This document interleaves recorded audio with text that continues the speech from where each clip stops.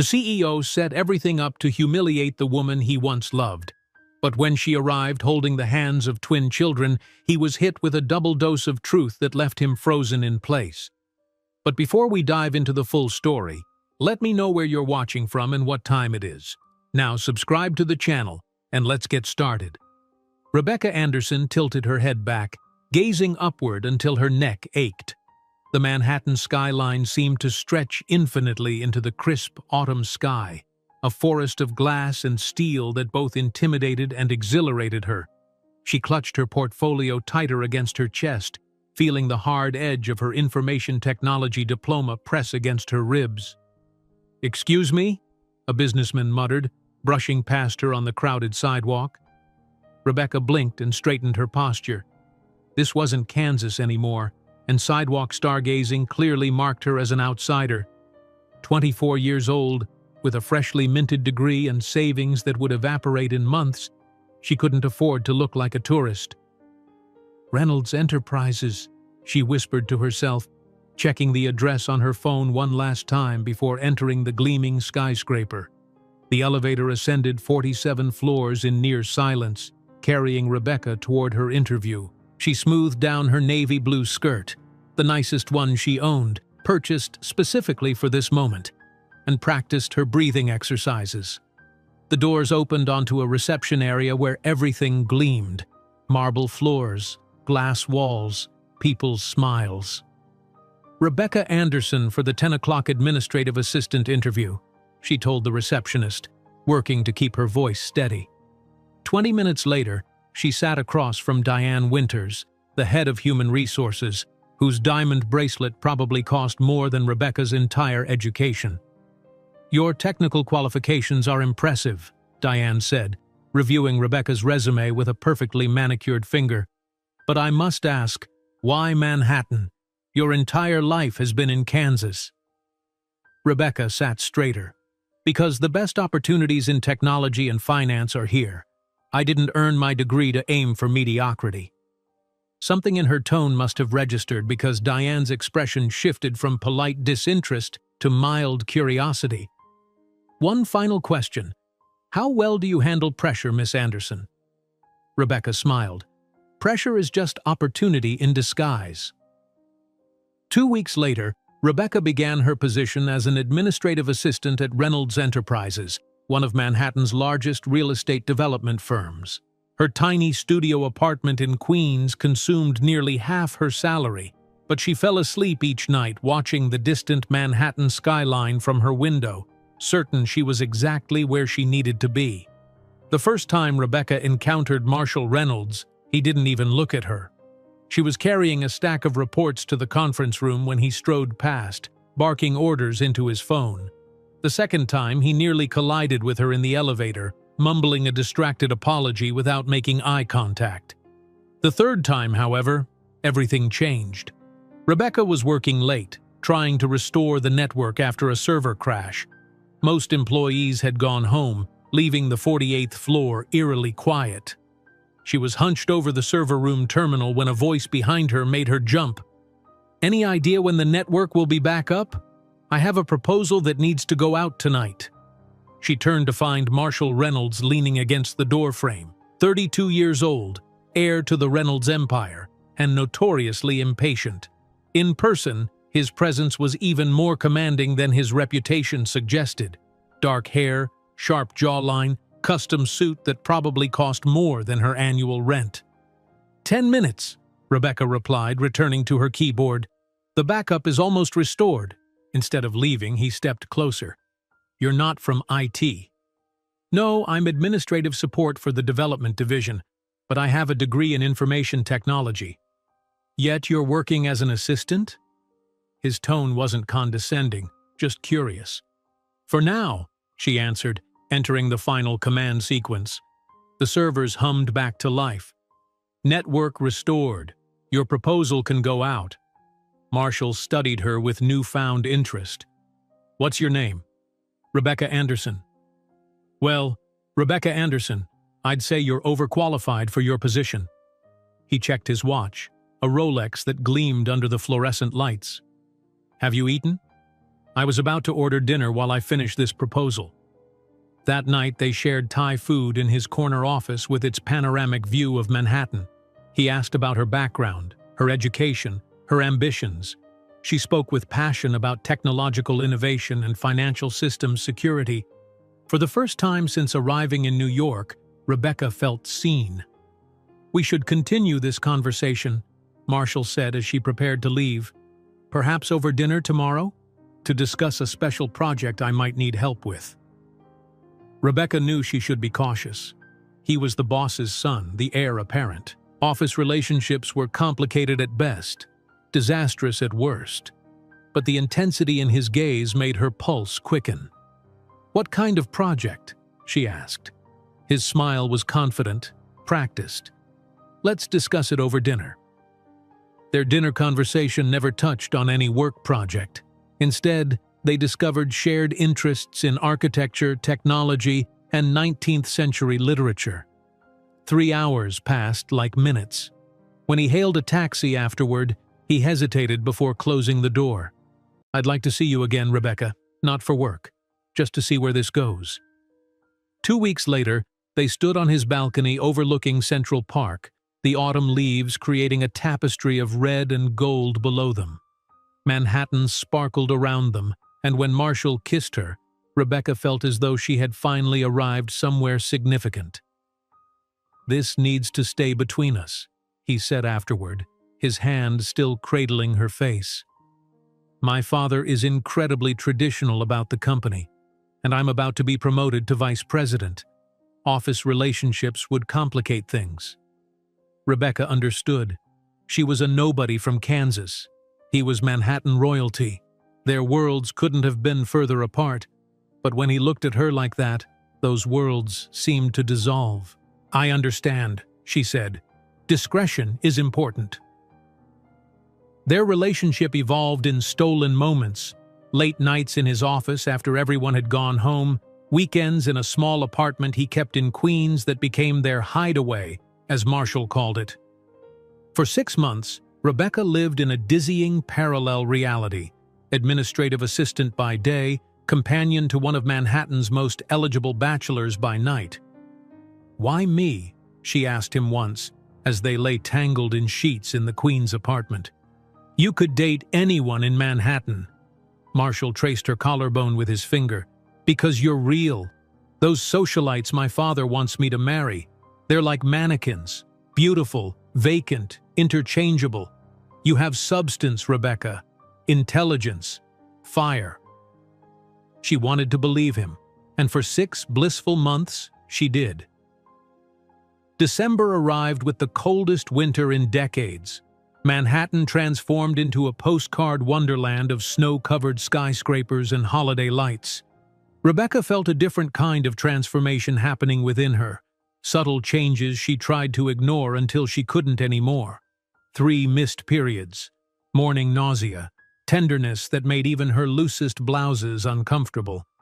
The pregnancy test sat on the bathroom counter of the Queen's apartment for a full day before she found the courage to use it.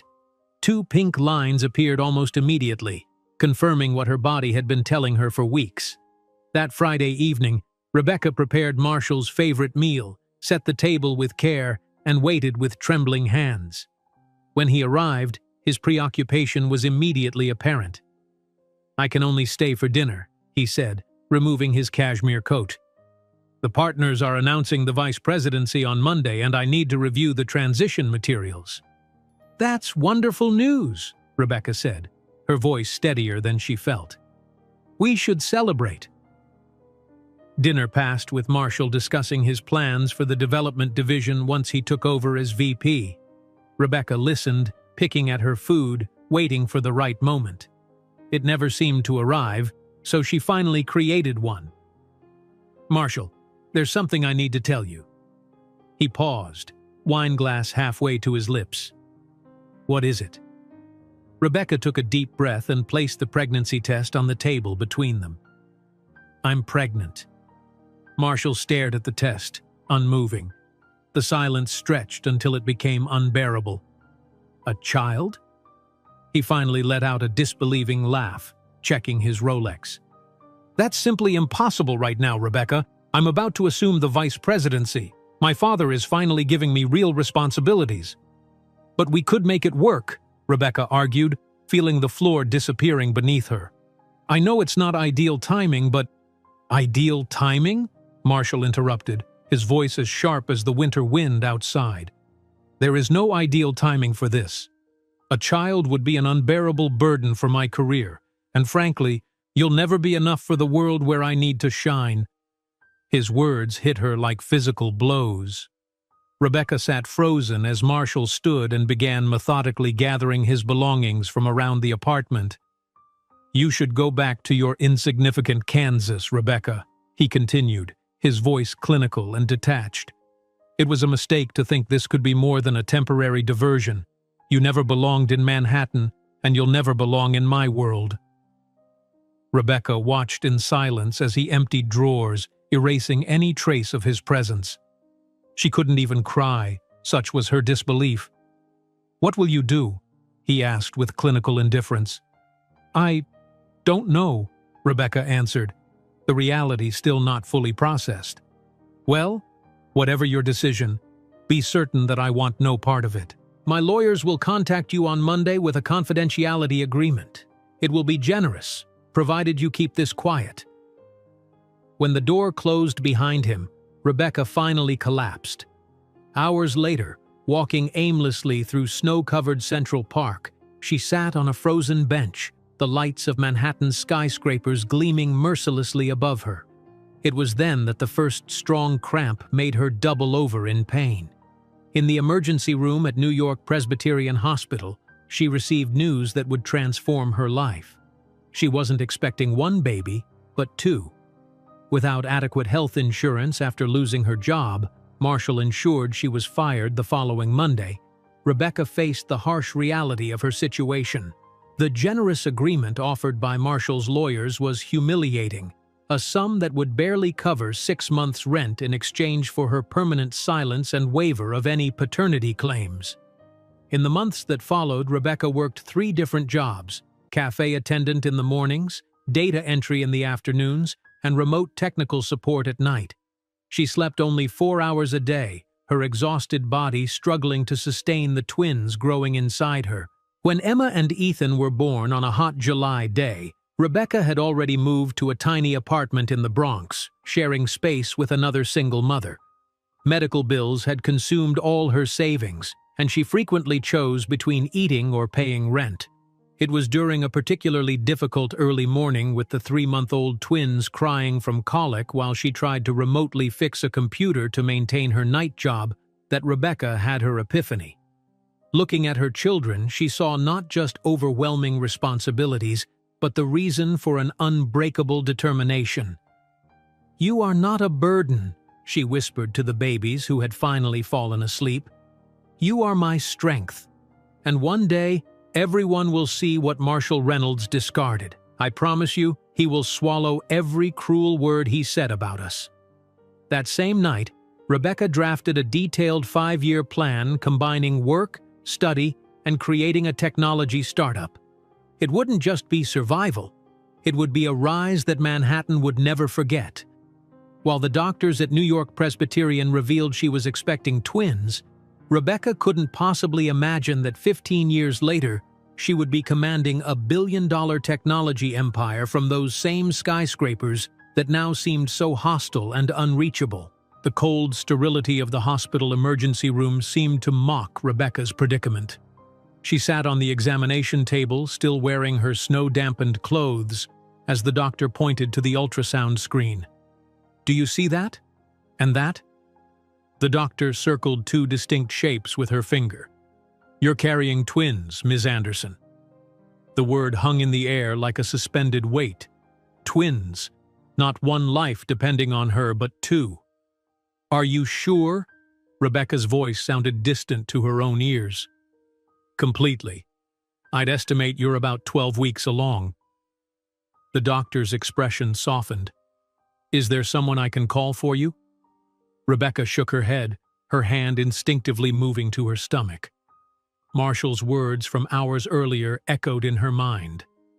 A child would be an unbearable burden. What would he say about 2? Monday morning arrived with brutal efficiency.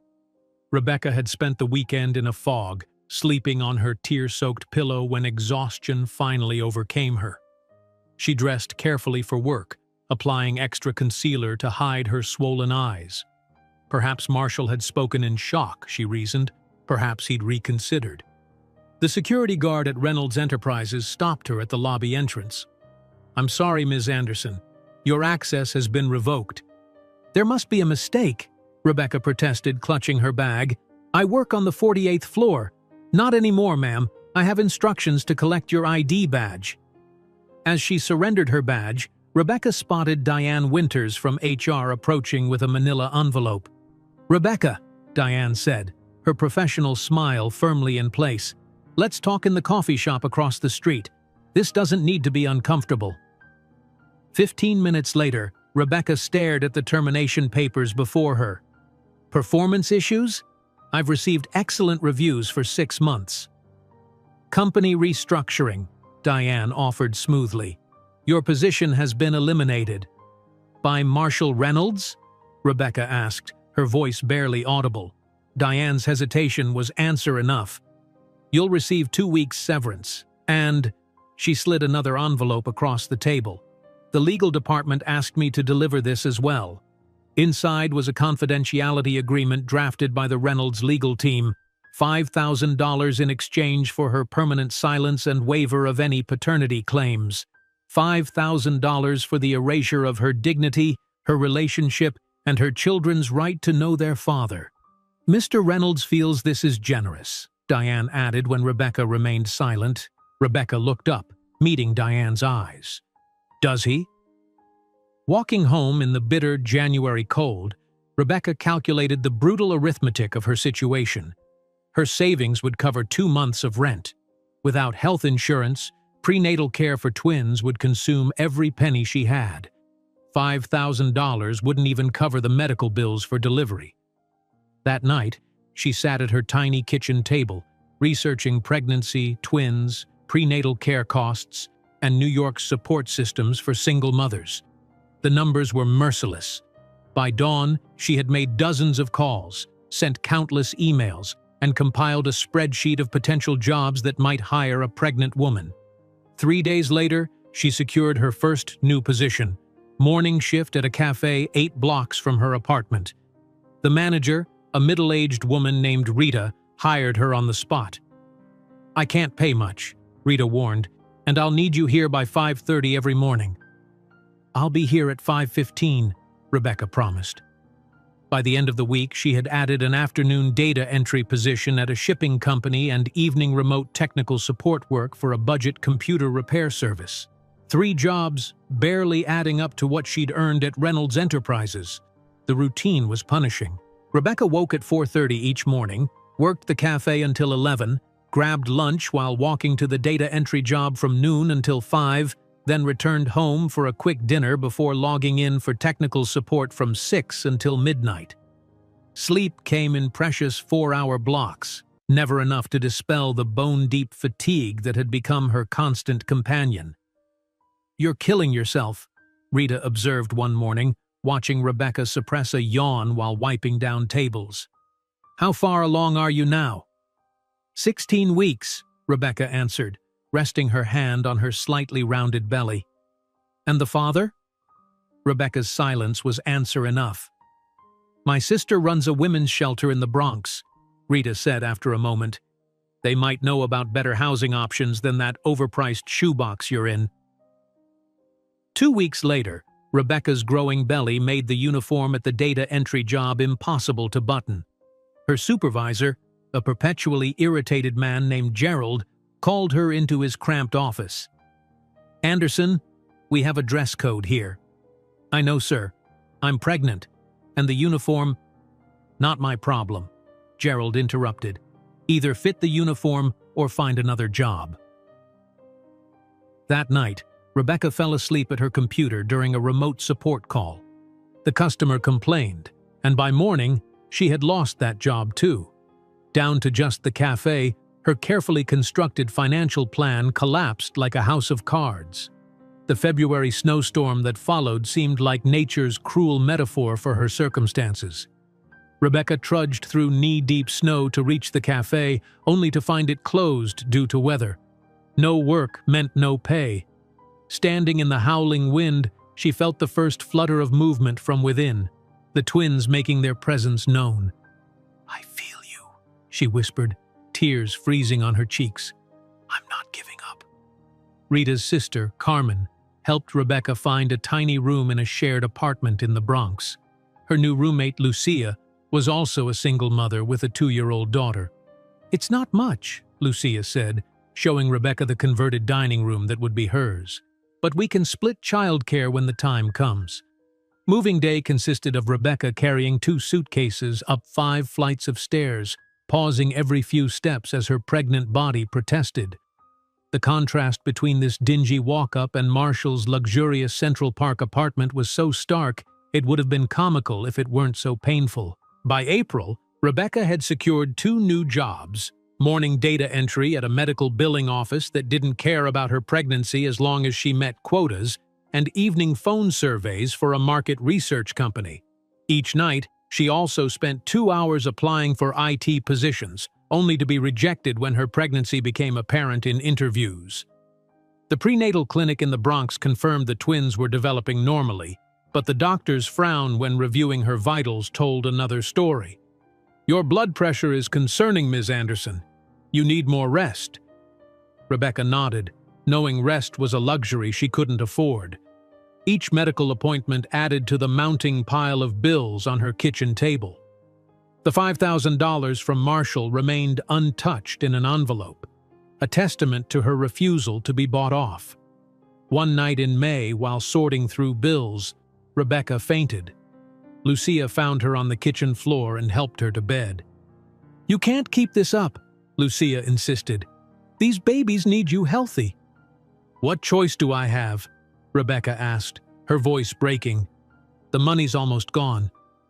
Lucia sat beside her. "My cousin works for social services. Let me call her." With Lucia's help, Rebecca secured emergency Medicaid coverage for her pregnancy and connected with a nonprofit program for expectant mothers. It wasn't enough, but it was something, a small safety net appearing just as she was about to hit rock bottom. June brought sweltering heat that made the Bronx apartment nearly uninhabitable. At 32 weeks pregnant, Rebecca's body had become a monument to discomfort. Her ankles swelled to twice their normal size, and the stairs to the apartment became a daily mountain to climb. The medical billing office let her go when she needed more bathroom breaks than their strict schedule allowed. The market research company reduced her hours when callers complained about her breathlessness. Once again, Rebecca found herself piecing together odd jobs: data entry from home, basic website maintenance for local businesses, anything she could do while managing her increasingly difficult pregnancy. One night, as she sat at her laptop trying to fix a remote client's email configuration, both twins began kicking vigorously. The movement was so strong it shifted her computer. "Easy in there," she murmured. "Mommy's trying to work." The word "mommy" caught in her throat. Soon these movements would be 2 actual babies. Her responsibility, her children, her family. The enormity of it settled over her like a weighted blanket. On July 15th, in the midst of a record-breaking heat wave, Rebecca's water broke. Lucia called an ambulance when the contractions came too quickly for a subway journey to the hospital. "You're not doing this alone," Lucia insisted, holding Rebecca's hand as the paramedics helped her onto a stretcher. The delivery room was a blur of pain, clinical voices, and harsh lights. After 14 hours of labor, Emma arrived first, announcing herself with a robust cry that belied her 5-pound frame. Ethan followed 17 minutes later, quieter but equally determined. When the nurse placed the swaddled twins in her arms, Rebecca felt a surge of emotion so powerful it momentarily erased all the hardship of the past months. They were perfect: tiny fingers, button noses, and wisps of dark hair that undeniably reminded her of Marshall. "Hello, my loves," she whispered. "It's just us now, but we're going to be okay." The hospital bills arrived before Rebecca was even discharged. The total made her dizzy, more money than she could hope to earn in 6 months. The social worker assigned to her case helped arrange a payment plan, but it was still overwhelming. Back in the Bronx apartment, reality set in with brutal clarity. 2 babies meant twice the diapers, twice the formula. Her milk hadn't come in properly due to stress. Twice everything. Rebecca's remaining savings vanished within weeks. She created a makeshift office in the corner of her room with the twins sleeping in second-hand bassinets beside her desk. During their brief naps, she frantically worked on freelance programming projects, earning just enough to keep them afloat. 3 months passed in a haze of sleepless nights and desperate days. The twins developed colic, often crying for hours despite Rebecca's best efforts to soothe them. One particularly difficult night, as she bounced a screaming Ethan while Emma wailed in her bassinet, her laptop pinged with an urgent client message. "Server down. Need immediate assistance." Rebecca placed Ethan beside his sister, wiped her tears and turned to the computer. Her fingers flew across the keyboard, executing commands to diagnose the remote server issue. Behind her, both babies continued to cry, their tiny faces red with distress. After 40 minutes of concentrated work, she resolved the server problem. The client's grateful message came with a bonus payment, enough for another week of formula. When she turned back to the bassinets, she found both twins had finally cried themselves to sleep. In the sudden silence, Rebecca sank to the floor, her back against the wall, and surveyed the scene: the cramped room with peeling paint, the makeshift office cobbled together from yard sale finds, the bassinets containing the 2 most precious beings in her world. "You are not a burden," she whispered to her sleeping babies, her voice gaining strength with each word. "You are my strength. And one day, everyone will see what Marshall Reynolds discarded. I promise you, he will swallow every cruel word he said about us." With renewed determination, Rebecca pulled out a legal pad and began to write. Hour by hour, she crafted a detailed 5-year plan: work milestones, education goals, business development strategies, and financial projections. By dawn, she had created not just a survival plan, but a roadmap to triumph. That same night, Rebecca drafted a detailed 5-year plan combining work, study, and creating a technology startup. It wouldn't just be survival. It would be a rise that Manhattan would never forget. Rebecca's detailed 5-year plan remained clutched in her hand as dawn broke over the Bronx. The twins had finally settled into a peaceful sleep, their tiny chests rising and falling in perfect synchronicity. She pinned the papers to the wall above her makeshift desk, a visual reminder of the path forward amid the chaos of new motherhood. July melted into the sweltering heat of August. The hospital bills continued to arrive with alarming regularity, each one thicker than the last. Rebecca created a system, sorting them into 2 piles, those that required immediate attention and those that could wait until her next freelance payment cleared. "They're getting bigger every day," Lucia observed one evening, gently rocking Emma while Rebecca fed Ethan. "Doesn't help with the heat, though." Rebecca nodded, wiping a bead of sweat from her forehead. The apartment's ancient window unit struggled against the relentless summer heat, more often than not surrendering to the humidity that left everyone's clothes perpetually damp. "The pediatrician says they're both right on track for weight gain," Rebecca replied, shifting Ethan to her shoulder for burping. "Though I think Emma's already trying to outpace her brother." "Strong girl," Lucia smiled, "just like her mama." The words warmed Rebecca more than any compliment she'd received in her professional life. Strong. She needed to be, for both of them. When the twins reached 6 weeks, Rebecca expanded her freelance programming work. She set up a system of alarms, 20-minute increments when both babies typically slept, to maximize productivity.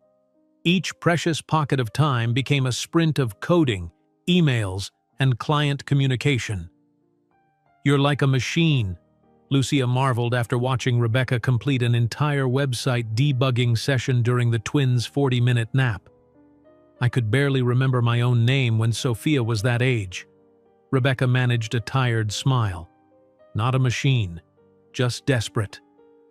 On a particularly humid September morning, as Rebecca navigated the twins' double stroller through the narrow apartment hallway, the downstairs neighbor held the building door open for her.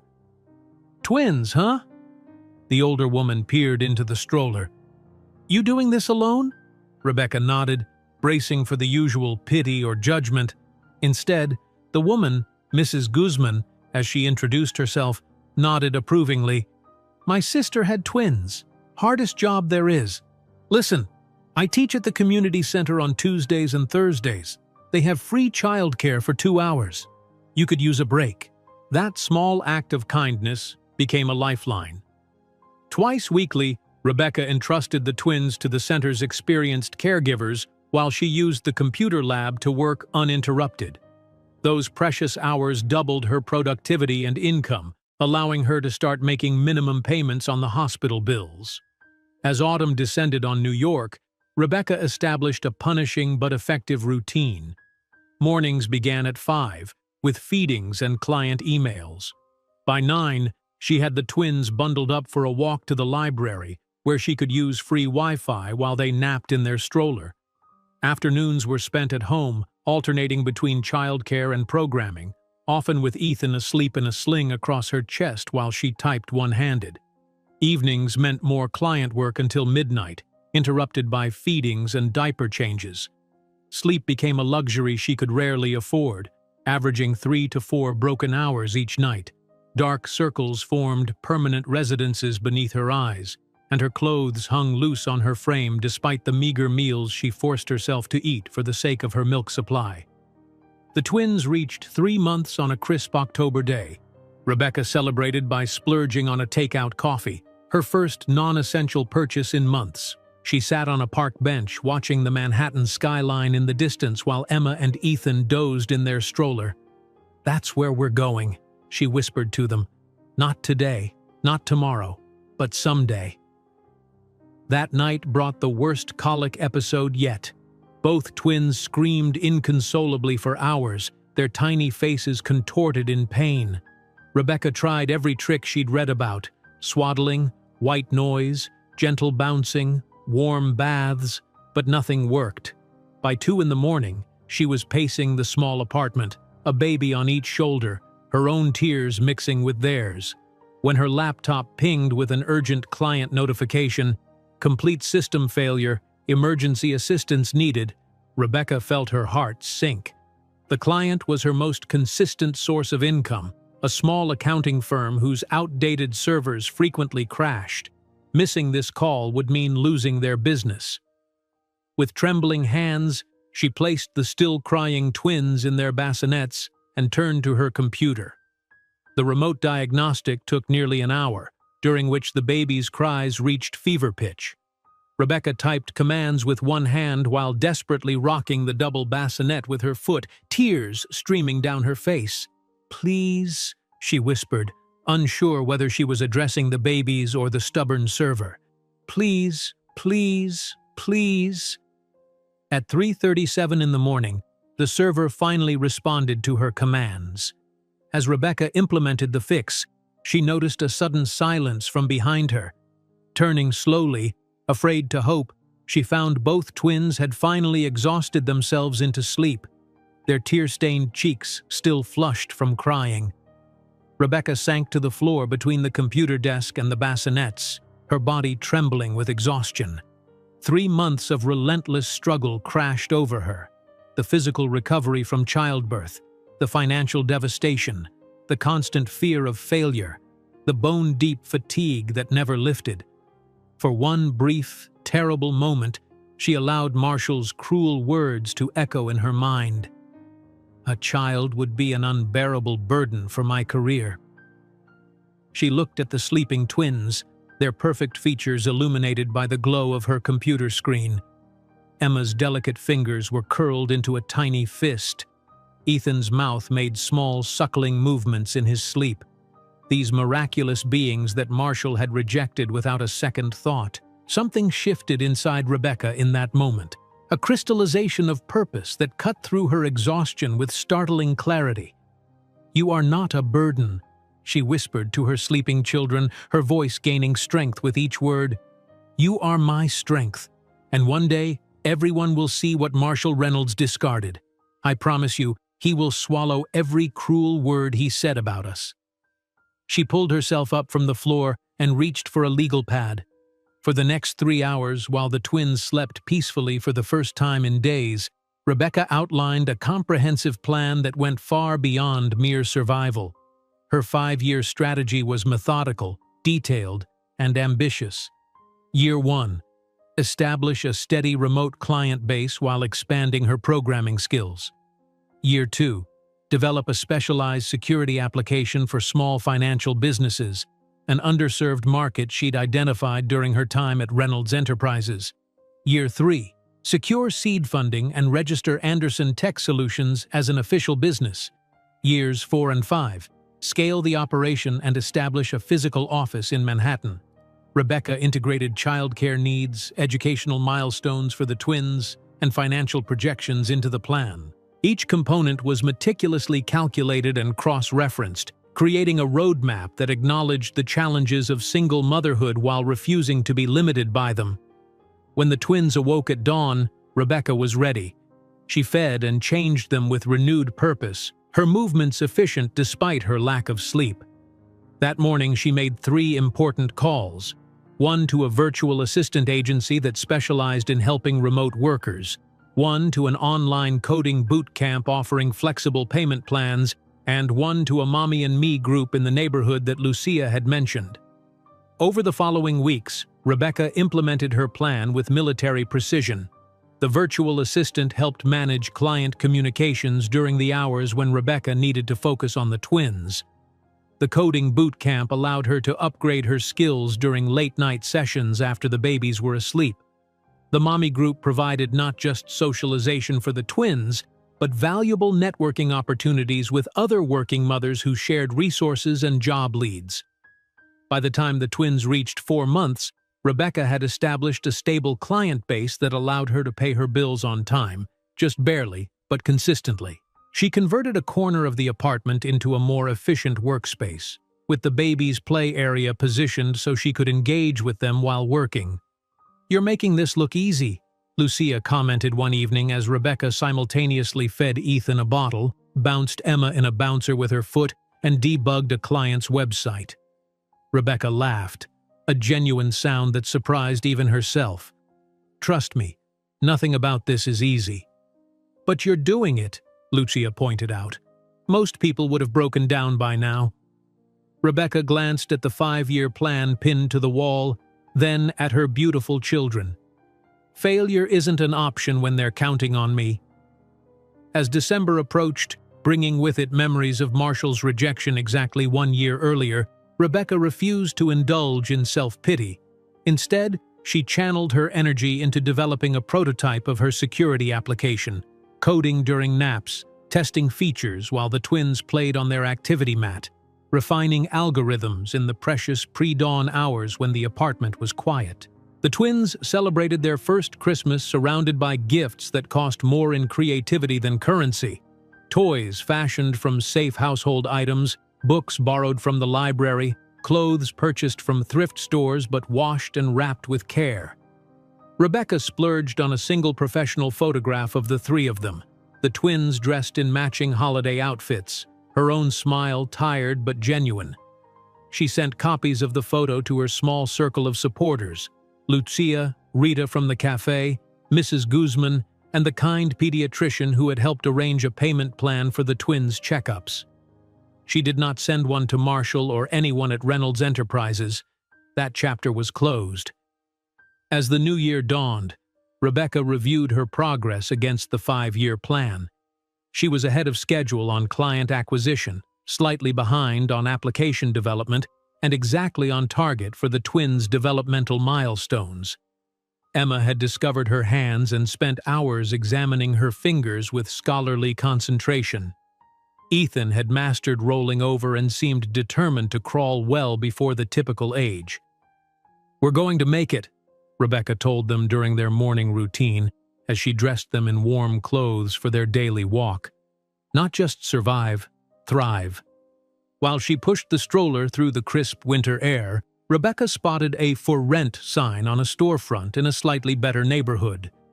The space was small, probably overpriced, but it sparked an idea. Perhaps the timeline for establishing a physical office could be accelerated if she found the right investors. That evening, as the twins played on their activity mat, Rebecca began researching small business grants for women in technology. Most required an established business with operating history, but a few were designed specifically for startups with innovative concepts. She worked through the night, drafting grant applications and refining her business plan. By morning, she had identified 3 potential funding sources and created a compelling pitch for her security application. As she watched the sunrise over the Bronx, the twins still sleeping peacefully in their cribs, Rebecca felt something she hadn't experienced in months: hope. Not just determination or grim resolve, but genuine optimism about the future. While that rudimentary algorithm ran its first successful test that morning, Rebecca couldn't possibly imagine that this code would become the foundation of technology that, in a decade, would revolutionize Wall Street and establish Anderson Tech as a global billion-dollar powerhouse. The first successful algorithm test marked a turning point for Rebecca. 3 years raced by with the peculiar duality that defines early parenthood: days that stretched endlessly, but years that vanished in a blink. By the time Emma and Ethan celebrated their 3rd birthday, Rebecca had transformed her life from desperate survival to cautious stability. Their new Brooklyn apartment, while still modest, represented a monumental upgrade from the cramped Bronx space they'd left behind. Sunlight filtered through actual windows, not the airshaft view they'd endured for years, and illuminated a space that Rebecca had furnished with strategic care: functional, clean, and organized, with distinct areas for living, playing, and working. "Mama, look!" Ethan called, pointing to the tablet screen where he'd successfully completed a puzzle game designed for children twice his age. At 3, his dark hair and serious eyes gave him an appearance of perpetual concentration that often made strangers mistake him for being older. "That's wonderful, sweetheart," Rebecca replied, simultaneously typing the final lines of code for a client proposal. Her office occupied one corner of the living room, a proper desk with a dual-monitor setup and an ergonomic chair she'd splurged on after a particularly lucrative contract. Emma toddled over, her curls bouncing with each determined step. "My turn, Ethan," she declared, reaching for the tablet with the entitled confidence of a child who had never been denied knowledge. Rebecca smiled as Ethan reluctantly surrendered the device to his sister. Even at 3, their personalities had crystallized into distinct but complementary patterns: Ethan methodical and pattern-oriented, Emma verbal and assertive.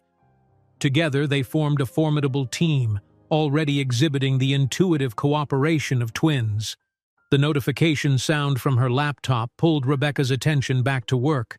A video conference request from a potential client, her 3rd this week.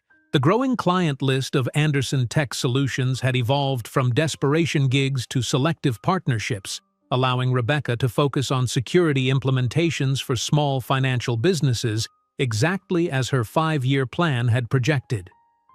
10 minutes until our meeting, guys," she announced, straightening her blouse, thrift store silk, but well-pressed and professional. "Remember our cafe rules?" "Quiet voices and coloring only," the twins recited in unison, already familiar with the routine of accompanying their mother to client meetings at the neighborhood cafe that had become Rebecca's de facto conference room. The cafe owner, Gabriel, greeted them warmly when they arrived. "The Anderson team!" he called out, already preparing the back corner table that Rebecca preferred for its privacy and proximity to electrical outlets. "Your usual?" "Thanks, Gabriel." Rebecca smiled gratefully, settling the twins with their coloring books and educational tablets. "Meeting should be about 45 minutes today." By the time her client, the owner of a boutique investment firm concerned about data security, arrived, Rebecca had transformed from harried mother to confident consultant. Her presentation was flawless, her technical explanations clear without being condescending. From the corner of her eye, she could see Emma and Ethan behaving perfectly, absorbed in their activities.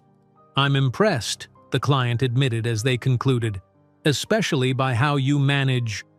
He gestured discreetly toward the twins. Rebecca's smile remained professional.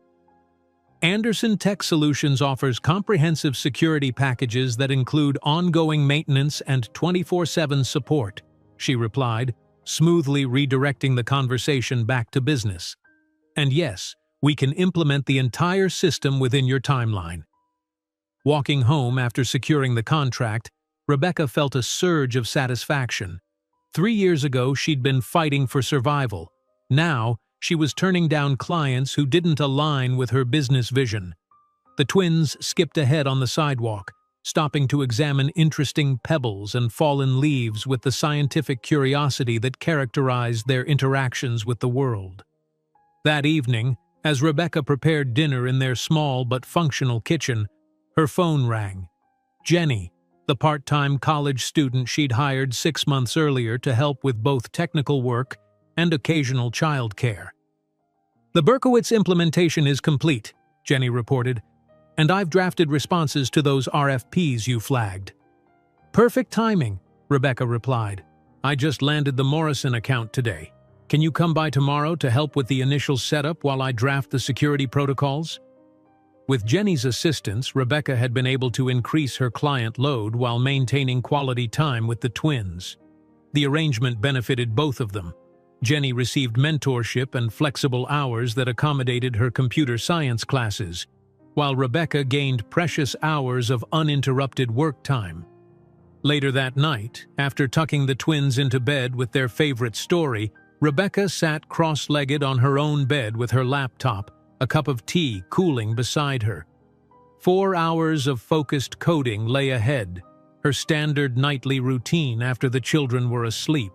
The constant upgrade of her skills had become as necessary as breathing, each new certification and programming language adding another weapon to her professional arsenal. As the clock ticked past midnight, Rebecca rubbed her tired eyes and glanced at the photo frame on her nightstand.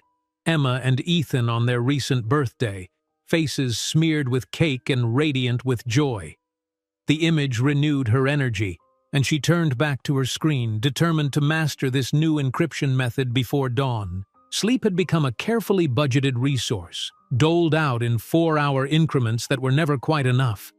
The dark circles beneath her eyes had become a permanent feature, concealed during client meetings with carefully applied makeup, but evident in the privacy of her home. Morning arrived with relentless punctuality. Rebecca woke 15 minutes before the twins, a sacred window she used to review client emails and prepare for the day.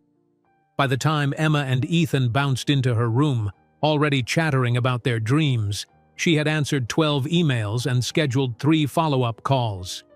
"School day," Emma announced, climbing onto the bed with impressive agility for a 3-year-old. "Park day first," Rebecca corrected gently, catching Ethan as he launched himself toward her. "School is tomorrow." The prestigious preschool where the twins spent 3 mornings each week represented Rebecca's most significant investment in their future. She had researched dozens of options before finding one that offered both academic excellence and financial assistance. The partial scholarship they'd received still left tuition payments that strained her budget, but watching the twins flourish among peers and dedicated teachers confirmed the value of every sacrificed dollar. At the playground later that morning, Rebecca balanced her open laptop on her knees while keeping one eye on the twins as they navigated the slide. The other mothers gave her curious glances, some judgmental, some sympathetic, but Rebecca had long since grown immune to the silent commentary on her working mother routine. "Mrs. Anderson?" A voice interrupted her concentration.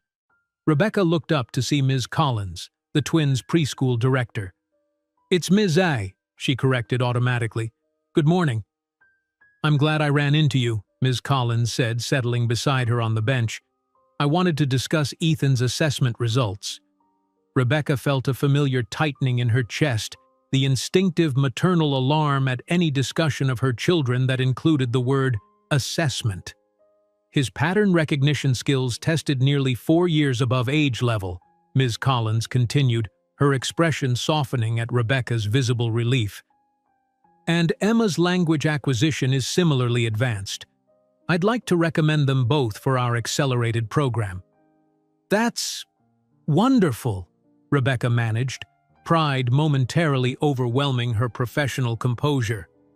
"We do encourage parental involvement in the program," Ms. Collins added carefully. "I noticed on their enrollment forms that there's no father listed." Rebecca closed her laptop with deliberate calm. "The twins have everything they need," she stated, her tone polite but final. "Their father isn't involved." That evening, after the twins were bathed and dressed in pajamas, Rebecca sat between their beds for their nightly routine. "Time for our favorite question," she announced. "What did you learn today?" "I learned about triangles," Ethan declared. "They have 3 sides and 3 corners." "I learned a new word," Emma countered. "Extraordinary. It means very, very special." Rebecca smiled. "That's right. And do you know what's extraordinary? You two." After kisses and final tuck-ins, Rebecca retreated to her workspace, turning her attention to the application she'd been developing for months, a specialized security system designed for small financial institutions that couldn't afford enterprise-level protection but needed more than off-the-shelf solutions. The work consumed her until well past midnight. When she finally crawled into bed, exhaustion hit with physical force. Yet before sleep claimed her, Rebecca reviewed her mental checklist for the next day: client calls during the twins' morning preschool, development work during their afternoon nap, proposal drafting after bedtime. Every minute accounted for, every opportunity maximized. The rhythm of their lives continued through the changing seasons. Rebecca's client list grew steadily, allowing her to move from project-based work to ongoing security maintenance contracts that provided more stable income. The twins thrived in their accelerated program, bringing home art projects and stories that papered the refrigerator and filled Rebecca's phone storage with proud photographs. On a crisp autumn morning, as Rebecca filled out school permission slips at the kitchen table, Emma approached with a serious expression that seemed too mature for her small face. "Mama," she began, climbing onto a chair, "Tyler said everyone has a daddy. Where is our daddy?" The question Rebecca had been preparing for since their birth still landed like a physical blow. Ethan, never far from his sister, appeared in the doorway, equally curious but characteristically more reserved in his approach. Rebecca set down her pen and chose her words with care. Some families have a mommy and daddy. Some have 2 mommies or 2 daddies. Some, like ours, have just a mommy. "But why?" Emma persisted. "Because families come in different shapes," Rebecca explained, opening her arms to gather both children close. "What matters is that we love each other and take care of each other. We're strong together, just the 3 of us." The answer satisfied them for now, though Rebecca knew the questions would return with increasing complexity as they grew older. For today, it was enough to hold them close and feel their complete trust in her protection. Summer transitioned to fall, and with the changing leaves came a significant opportunity: Rebecca's first presentation to a financial services firm with over 100 employees, considerably larger than her usual clients. She had spent weeks preparing, refining her security solution to address their specific vulnerabilities. Standing in the conference room before a panel of executives, Rebecca presented with the confidence of someone who had overcome far greater challenges than corporate skepticism. Her technical expertise was evident, her business case compelling. When the questioning turned aggressive, led by an older executive clearly uncomfortable with a young woman in a leadership role, Rebecca countered each point with precise, unflappable responses. "We'll be in touch," the CEO concluded, clearly impressed despite his initial reservations. The following week, Rebecca received the call she'd been hoping for. Not only had she secured the contract, but the company wanted to feature her security solution in their industry newsletter, her first significant publicity opportunity. The modest celebration that evening included ice cream for the twins and a rare glass of wine for Rebecca. As Ethan and Emma debated the superior merits of chocolate versus strawberry with the seriousness of Supreme Court justices, Rebecca silently toasted her small but growing empire. That night, after the twins were asleep, Rebecca allowed herself a rare moment of reflection. She opened her laptop and, after a moment's hesitation, typed Reynolds Enterprises into the search bar. The company's website appeared, slick and corporate, featuring a leadership page where Marshall Reynolds smiled confidently from a professional headshot. Chief Strategy Officer, the caption read, the vice presidency he'd been so desperate to secure when he'd discarded her. Rebecca closed the browser without clicking further. The past remained firmly in the past, relevant only as a milestone from which to measure her progress. The 5-year plan pinned to her wall was nearly 3 years into execution, with most targets either met or exceeded. The future, their future, continued to unfold according to her careful design. When the small regional business journal published an article featuring promising startups, with Rebecca's photo and a brief profile of Anderson Tech Solutions, no one could have imagined that in just 5 years she would grace the cover of Forbes, leading a technological revolution that would forever transform Wall Street. The modest regional business journal's feature on Anderson Tech Solutions became an unexpected catalyst. The morning after publication, Rebecca's phone rang continuously with inquiries from potential clients who had seen the article. By the end of the week, she had scheduled more consultations than the previous month combined. The exposure, though limited to local business circles, marked a shift in how the world perceived her company. No longer just a scrappy startup, but a recognized player in the cybersecurity field. "You're growing faster than your plan projected," Jenny observed during their weekly strategy meeting.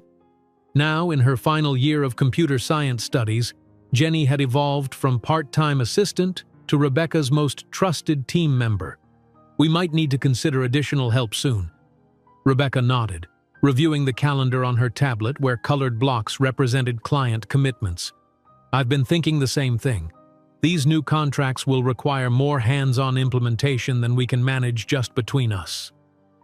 That evening, as she updated her 5-year plan, now halfway to completion, Rebecca added a new milestone: hire 2 technical specialists by quarter's end. The twins, now 7 years old, watched her work from the kitchen table where they were completing homework with the focused intensity that had become their trademark. "Is your business getting bigger, Mom?" Ethan asked, looking up from a math worksheet filled with problems meant for 4th graders. "It is," Rebecca confirmed, amazed as always by his perceptiveness. "How did you know?" "You're using your planning voice," Emma explained matter-of-factly, not looking up from the book she was reading, a chapter book several grades above her level. "It's different from your regular voice." Rebecca laughed, crossing the room to drop kisses on both their heads. "You two miss nothing, do you?" 7 months after the article appeared, Rebecca sat across from Thomas Braverman, CEO of New England Regional Bank, a mid-sized institution that had been hacked 3 times in the previous year.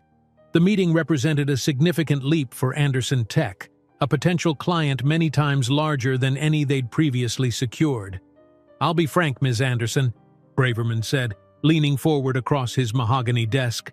"My board is skeptical about entrusting our security to such a small operation, but our last 3 providers failed us spectacularly." Rebecca maintained steady eye contact. "With respect, Mr. Braverman, those providers failed you because they applied generic solutions to specific vulnerabilities. Anderson Tech specializes in customized security implementations for financial institutions. We don't just install software, we analyze patterns, predict breach methodologies, and create defenses unique to your organization's architecture." The technical presentation that followed was comprehensive, authoritative, and above all, accessible. Rebecca had learned that the most sophisticated security solutions were worthless if clients couldn't understand them. By the meeting's end, Braverman's skepticism had visibly transformed into cautious optimism. "We'll need board approval," he warned as they shook hands. "But I'm recommending we proceed with Anderson Tech." 3 weeks later, Rebecca signed the largest contract of her career to date, her hand steady despite the internal explosion of triumph.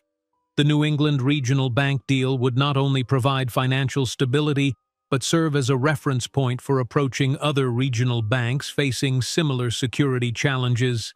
It was the breakthrough her 5-year plan had projected, right on schedule.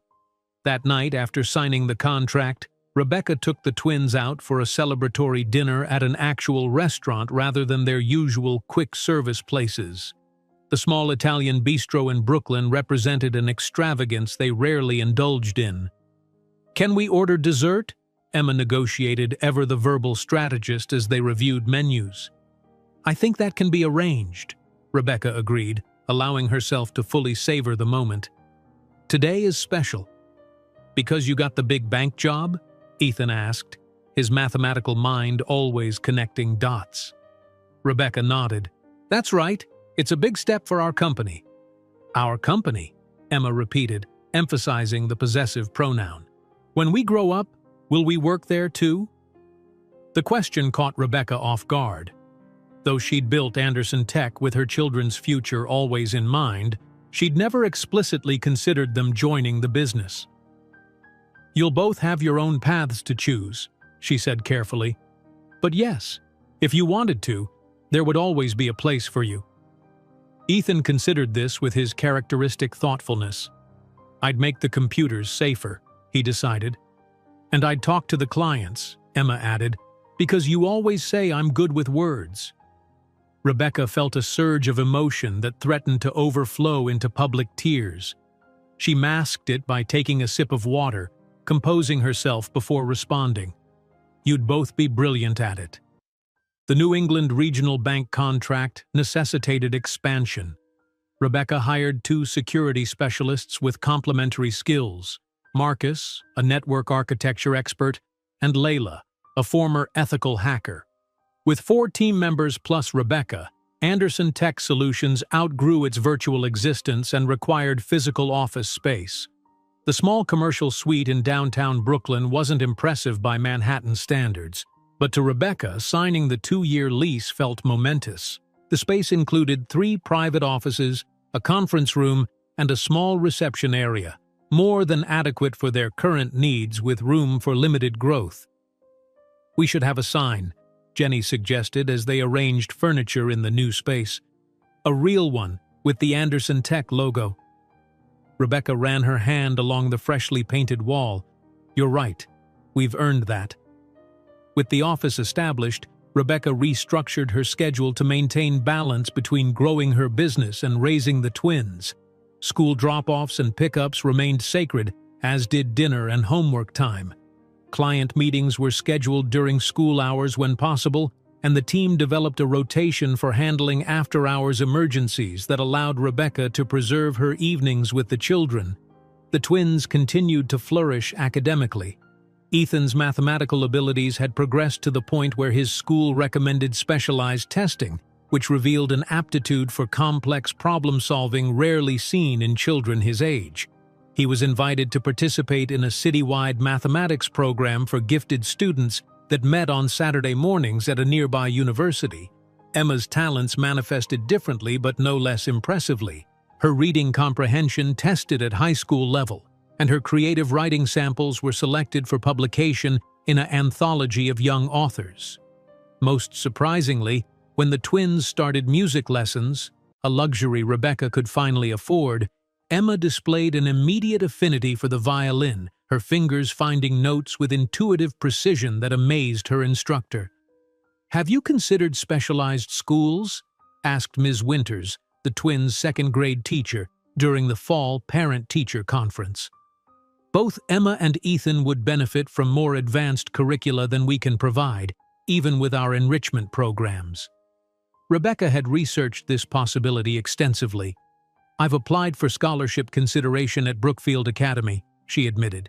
"Their focus on individualized learning seems ideal for both children, but the tuition is substantial, "I'll write a strong recommendation," Ms. Winters promised. "Children with their potential deserve every opportunity." The Brookfield acceptance letters arrived in December, complete with partial scholarship offers that made the prestigious private education almost, but not quite, affordable. Rebecca spent a weekend revising budgets and projections, determined to make it work without compromising the business's growth trajectory. The solution came from an unexpected quarter. A technology magazine requested an interview with Rebecca for a feature on women entrepreneurs in cybersecurity. The resulting article caught the attention of a venture capital firm specializing in female-founded tech companies who reached out to discuss potential investment in Anderson Tech. Rebecca approached the possibility with characteristic caution. "I'm not interested in giving up control," she told the venture capitalist during their initial meeting. "Anderson Tech's direction and values aren't negotiable." "We're not looking to change your vision," the investor assured her. "We want to accelerate it. Minority investment, board observer seat, no operational control. What we offer beyond capital is network access, connections to clients and partners that might otherwise take years to develop." The terms they eventually negotiated allowed Rebecca to maintain decisive ownership while securing capital for strategic growth, including sufficient salary increases to cover the twins' private school tuition. The morning Rebecca drove the twins to their first day at Brookfield Academy represented a milestone in their journey. The school's manicured campus and stately brick buildings stood in stark contrast to the public school they'd attended previously. "It looks like a castle," Emma whispered as they approached the entrance, clutching her new backpack with uncharacteristic nervousness. "Remember," Rebecca told them both, kneeling to straighten Ethan's collar, "you belong here just as much as anyone. Your minds earned you these spots." Watching them walk into the school, Rebecca felt the familiar, bittersweet ache of maternal pride mixed with awareness of passing time. These confident 7-year-olds bore little resemblance to the tiny, vulnerable twins she'd once carried home to a cramped Bronx apartment. That afternoon, Rebecca attended her first meeting of the Brookfield Parents Association. The gathering took place in an elegantly appointed meeting room where women in designer clothing clustered in established social groups. Rebecca's business attire, professional but purchased with pragmatic budget consciousness, marked her as an outsider as clearly as her arrival alone. "You must be one of the new scholarship parents," observed a blonde woman wearing what Rebecca recognized as a $5,000 Burberry coat. "I'm Catherine Winthrop, Association President. Whose mother are you?" "Emma and Ethan Anderson," Rebecca replied, extending her hand with the same confidence she brought to business meetings. "And yes, they received partial scholarships, which they earned through academic merit." Catherine's smile remained fixed. "Twins. How challenging. And their father? Will he be joining the father's committee?" The question was delivered with calculated casualness, but Rebecca had navigated far more intimidating situations than socialite interrogations. "My children have everything they need," she responded pleasantly but firmly. "I'm both mother and father to them." Word of Rebecca's single parenthood spread quickly through the association. Some mothers avoided her as though divorce, or worse, unwed motherhood, might be contagious. Others approached with performative sympathy that thinly veiled curiosity about her circumstances. Rebecca maintained polite but firm boundaries, neither apologizing for her family structure nor satisfying their hunger for personal details. The twins, meanwhile, adjusted to their new school with characteristic resilience. Ethan quickly distinguished himself in mathematics and science, while Emma shone in humanities and continued to progress rapidly with the violin, earning a coveted spot in the school's advanced string ensemble despite being its youngest member. By the school year's end, both children had secured their places in the academic and social fabric of Brookfield. Their undeniable talents and grounded personalities won over classmates and teachers alike, and even the most judgmental parents were forced to acknowledge that the Anderson twins brought distinction to the school. When Rebecca delivered the final phase of the New England Regional Bank security implementation, 3 weeks ahead of schedule and under budget, The client's satisfaction translated into something more valuable than the substantial payment: referrals. Braverman personally recommended Anderson Tech to his counterparts at 3 other regional banks, all of which had experienced security breaches in the past year.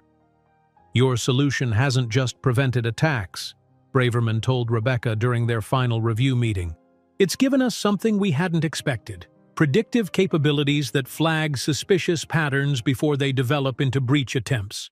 That's innovation worth talking about." The resulting contracts required additional expansion. Rebecca hired 3 more specialists and secured a larger office space closer to Manhattan, where most of their financial clients were based. Anderson Tech Solutions had grown from a desperate mother's midnight idea to a respected boutique security firm with 8 employees and an impressive client roster. When a small regional technology conference invited Rebecca to speak about security innovations for mid-sized financial institutions, she approached the opportunity with characteristic thoroughness. Her presentation was meticulously researched, technically precise, and delivered with the confidence of someone who had earned her expertise through practical application rather than theoretical study. Anderson Tech Solutions represents a new approach to financial security, she explained to the audience of industry professionals. "We believe that one-size-fits-all solutions fail because they address symptoms rather than underlying vulnerabilities. Our customized implementations analyze your specific risk profile and create defenses tailored to your actual, not theoretical, threats." The speech generated immediate interest. Business cards filled Rebecca's pocket, and 3 potential clients requested meetings before she even left the stage. Most significantly, a reporter from a prestigious technology journal requested an interview for a feature on innovative approaches to cybersecurity. That evening, as Rebecca reviewed her presentation notes in preparation for the interview, she allowed herself a rare moment of reflection. The 5-year plan pinned above her desk, now weathered and marked with check marks beside completed milestones, had transformed from aspirational document to historical record. Most targets had been met or exceeded, and the trajectory pointed definitively upward. When the regional technology magazine published a small article about her innovative approach to financial security, no one could have predicted that in just 5 years she would be on the cover of Forbes, commanding a revolution that would transform Wall Street forever. The Forbes magazine profile, with its bold headline, "The Woman Who Revolutionized Financial Security," sat framed on the wall of Rebecca's expansive office, a reminder of how far she had come. 4 years had passed since that small regional magazine feature, and Anderson Tech Solutions had transformed from a promising startup into a formidable presence in the cybersecurity landscape. From her office window on the 32nd floor of a gleaming midtown tower, Rebecca could see Manhattan spread before her like a kingdom she was gradually conquering. The view was a far cry from the dingy Bronx apartment window where she'd once watched this same skyline with twins in her arms and determination in her heart. "Ms. Anderson, your 10 o'clock is here," her assistant's voice came through the intercom. "Send them in, please," Rebecca replied, smoothing her tailored charcoal suit, no longer thrift store finds but custom-made by a Brooklyn designer who understood that power dressing for women could be both elegant and formidable. The conference room where she met with clients now occupied the central space of an entire floor dedicated to Anderson Tech Solutions. 50 employees worked across the open concept workspace, a diverse team of cybersecurity experts, developers, and client representatives. The company's evolution from Rebecca's one-woman operation to this thriving enterprise had been methodical and strategic, exactly as her 5-year plan had projected. "The Jenkins implementation is complete," reported Marcus, now her chief technology officer, during the afternoon executive meeting. "They've already referred us to 2 other investment firms. Your reputation is becoming our best marketing tool." Rebecca nodded, making notes on her tablet. "Schedule follow-up assessments for 60 and 90 days. I want performance metrics we can showcase." The meeting continued with department updates, expansion proposals, and strategic planning. Rebecca led with the quiet authority of someone who had earned every increment of success through relentless work and uncompromising standards. Her executive team, now 6 strong, including Jenny as Chief Operating Officer, operated with the cohesion of people united by a shared vision. "One last item," Rebecca said as the meeting concluded. "I've been approached about speaking at the National Financial Security Conference next month. I've accepted."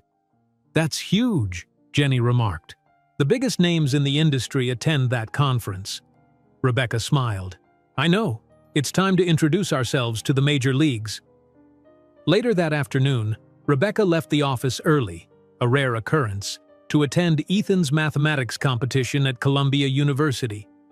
At 11 years old, her son had progressed far beyond even the advanced curriculum at Brookfield Academy. His paper on number theory had caught the attention of university professors, earning him an invitation to compete against high school students in a citywide competition. The university auditorium buzzed with nervous energy as participants and parents gathered. Rebecca found a seat near the front, noticing as always that she was one of the few solo parents in attendance. Most children had both mother and father present, some with additional family members forming cheering sections. Ethan spotted her from the stage and gave a small, serious nod, his version of exuberant acknowledgement. His dark hair and thoughtful eyes reminded Rebecca increasingly of Marshall, though she refused to dwell on the resemblance. The genetic connection was undeniable, but everything that mattered about Ethan, his character, his kindness, his intellectual curiosity, had been shaped by her influence alone. When the competition began, Rebecca watched with pride as Ethan methodically worked through complex problems that would challenge college students. His focus was absolute, his confidence quiet but unwavering. When the results were announced, Ethan's first-place finish surprised everyone except his mother. "The youngest winner in the competition's history," the mathematics department chair announced, presenting Ethan with a trophy almost comically large for his slender frame. "Did you see the last problem?" Ethan asked as they walked to the car afterward, more interested in discussing the mathematical challenges than celebrating his victory. There was an elegant solution using Fibonacci sequences that reduced the steps by half. Rebecca smiled, recognizing his excitement despite his serious demeanor. "I'd love to hear about it over dinner. Emma's recital starts at 7, so we should hurry." The contrast between her twins' exceptional talents never ceased to amaze Rebecca. While Ethan excelled in the precise world of mathematics, Emma had blossomed into a remarkably gifted musician. Her violin playing had progressed so rapidly that Brookfield's music director had arranged an audition with Juilliard's pre-college program, where she had been accepted as one of their youngest students. That evening, Rebecca sat in Juilliard's recital hall, watching Emma perform a Vivaldi concerto with technical precision and emotional depth that belied her 11 years. Her daughter stood confidently before the audience, auburn hair swept into an elegant knot, drawing her bow across the strings with both power and delicacy. The applause that followed her performance was genuine and enthusiastic, with several faculty members nodding appreciatively. "Mom, did you record it for my portfolio?" Emma asked afterward, practical even in her moment of triumph. "Professor Abramson said I should compile performance videos for summer program applications." "Every second," Rebecca confirmed, showing her the recording. "You were magnificent." The drive home to their Brooklyn brownstone, purchased the previous year as a testament to Anderson Tech's success, was filled with the twins' animated conversation. Emma analyzing her performance with professional precision, Ethan explaining his mathematical solutions with scholarly enthusiasm. Rebecca listened, occasionally glancing at them in the rearview mirror, marveling at these extraordinary people she had raised while simultaneously building a business empire. The brownstone represented another milestone in their journey, a permanent home with space for each child to have their own bedroom, a dedicated music room for Emma's practice, and a home office where Rebecca could work without leaving the twins alone. The neighborhood offered excellent security, proximity to Brookfield Academy, and a sense of community that their previous apartments had lacked. That night, After the twins had gone to bed, Rebecca sat in her home office reviewing quarterly financial reports. Anderson Tech Solutions had captured 32% of the regional financial security market, with projections showing continued growth. The company's proprietary security algorithms, many of which incorporated Ethan's mathematical insights, had proven so effective that several larger banks had begun inquiring about implementation. Rebecca's phone chimed with an email notification.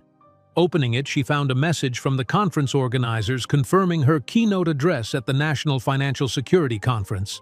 The subject line contained the title they'd selected for her presentation: Outsider Innovation: How Anderson Tech Revolutionized Financial Security. The word outsider caught her attention. Early in her career, Rebecca had hidden her background, afraid that her humble beginnings and single motherhood would undermine her credibility in the male-dominated world of finance and technology. As her success grew, however, she had deliberately incorporated her journey into her professional narrative: the outsider who brought fresh perspectives to industry problems, the single mother who built a business while raising twins, the woman who succeeded in a field where female CEOs remained rare. This calculated transparency had transformed potential liabilities into marketing advantages. Clients were drawn to the authenticity of her story and the resilience it demonstrated.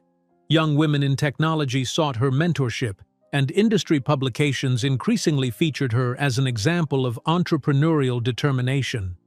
The following morning, Rebecca's leadership team gathered for their weekly strategy meeting. The agenda included expansion plans that would take Anderson Tech Solutions into new territory.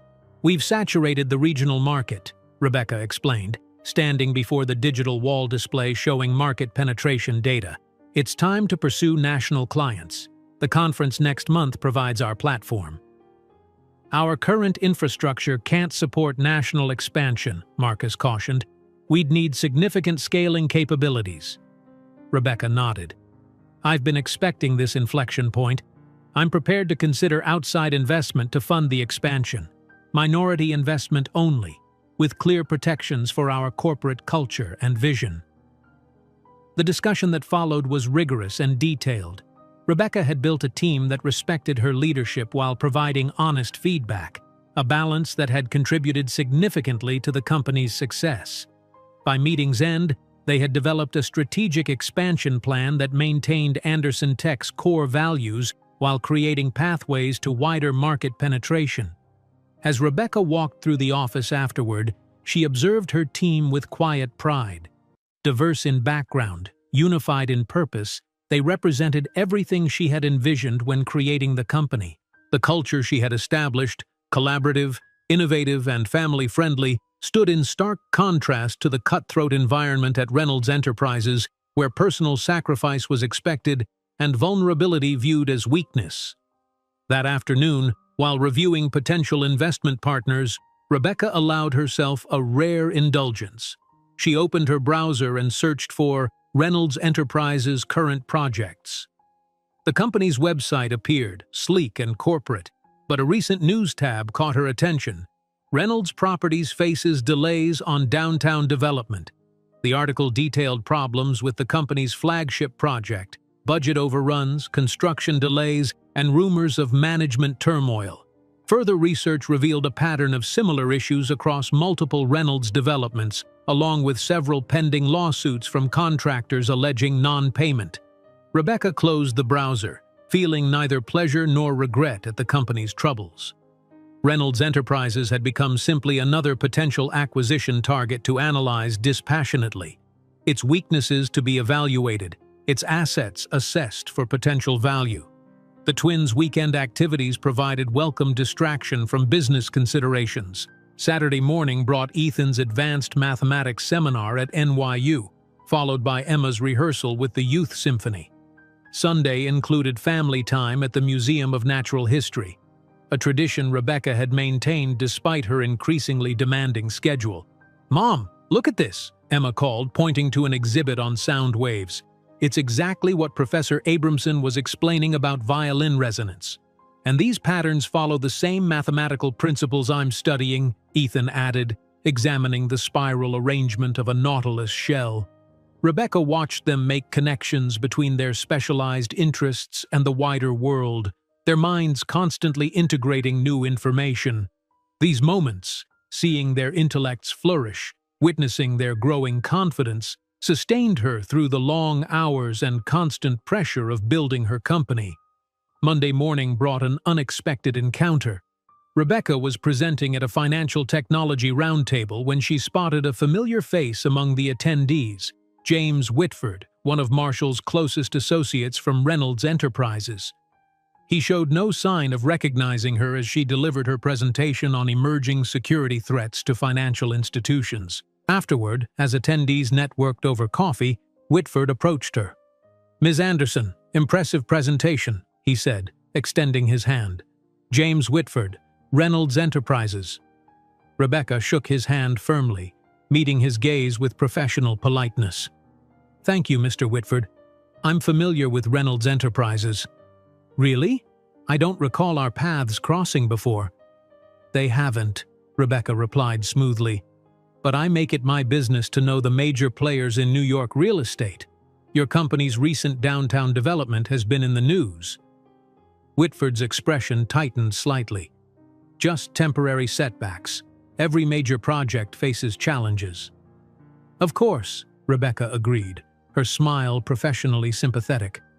"I hope things improve for your team." As she walked away, Rebecca felt a momentary sense of satisfaction. The man hadn't recognized her. The insignificant assistant Marshall had discarded was so thoroughly transformed that his own colleague saw only a successful CEO, not the woman who had once served coffee in their meetings. That evening, Rebecca attended the twins' parent-teacher conferences at Brookfield Academy. Their teachers spoke glowingly of both children's academic achievements, but also emphasized their personal qualities: Ethan's quiet leadership in group projects, Emma's generosity in helping struggling classmates with music theory. "They're remarkably well-adjusted," commented Mrs. Hargrove, the twins' homeroom teacher, "especially considering they're being raised by a single parent with such demanding professional responsibilities." "We're a team," Rebecca explained simply. "They understand that everything we do, my work, their education, contributes to our shared future." The autumn months brought increasing recognition for Anderson Tech Solutions. Rebecca's keynote address at the National Financial Security Conference generated substantial media coverage, positioning the company as an innovative disruptor in a traditionally conservative industry. New clients approached weekly, attracted by the company's reputation for customized security solutions and impeccable service.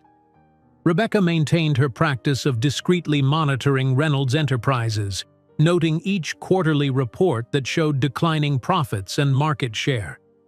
The company that Marshall had been so desperate to help lead was faltering under outdated business models and poor strategic decisions. While she took no pleasure in the company's struggles, Rebecca recognized a potential opportunity forming, one that would require perfect timing and substantial resources.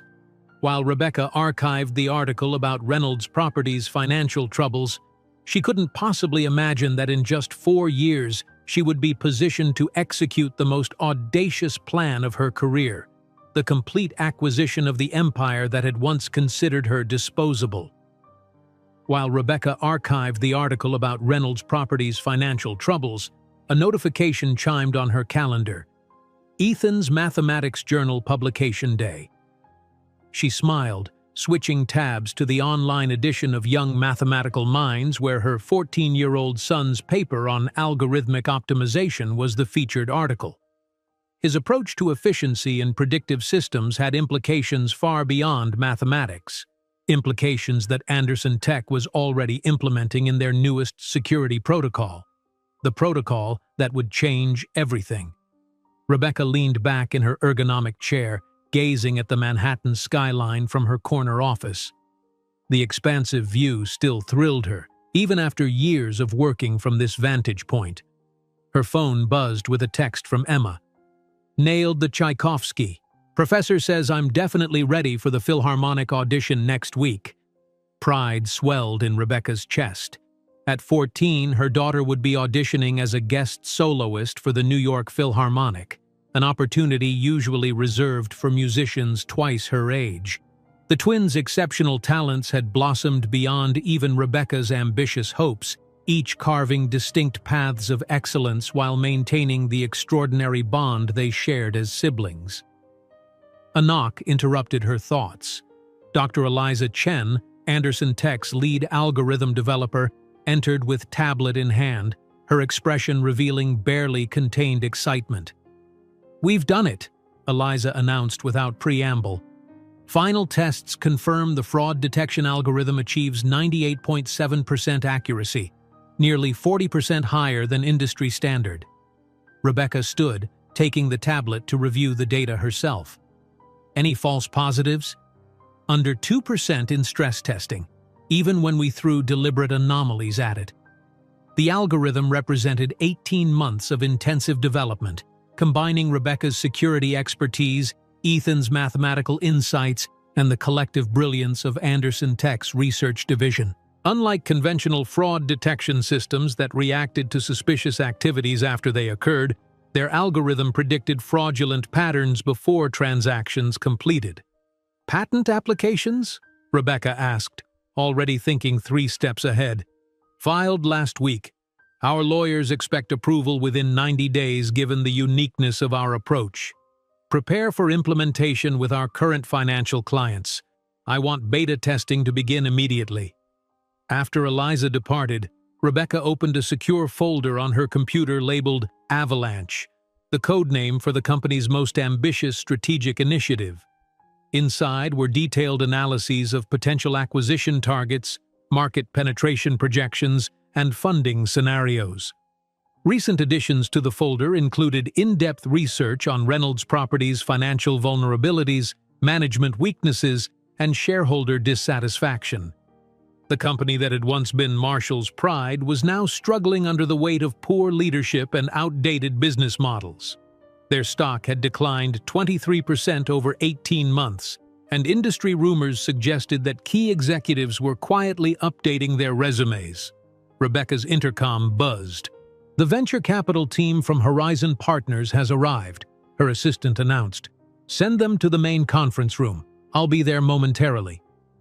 Horizon Partners represented the 5th venture capital firm to approach Anderson Tech with acquisition offers in recent months. The previous 4 had been dismissed after presenting terms that would have diluted Rebecca's controlling interest. She had no intention of surrendering the company she had built from nothing, but each meeting provided valuable insights into how external investors valued Anderson Tech's innovations. In the sleek conference room, Rebecca greeted the 3 Horizon partners with practiced cordiality. Their presentation was polished, their offer substantial. $8 billion for Anderson Tech Solutions. "Your fraud detection algorithm alone justifies our valuation," explained the lead partner, a Harvard MBA with a reputation for aggressive acquisitions. "Combined with your established client base and implementation infrastructure, Anderson Tech represents a unique opportunity in the financial security sector." Rebecca listened attentively, asking precise questions about valuation methodologies and integration plans. Only when they outlined their management transition strategy did she interrupt. "I appreciate Horizon's interest and your generous offer," she said, her tone pleasant but firm.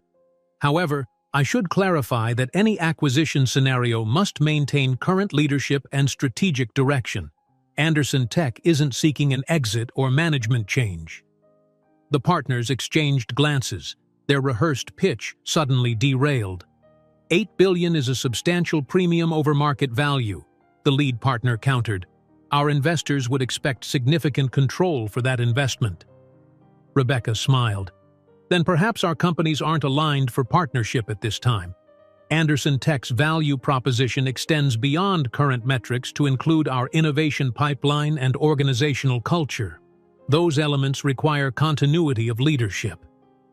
By meeting's end, Rebecca had neither accepted nor entirely rejected their approach, instead establishing parameters for any future discussions: majority ownership retention, leadership continuity, and technological autonomy.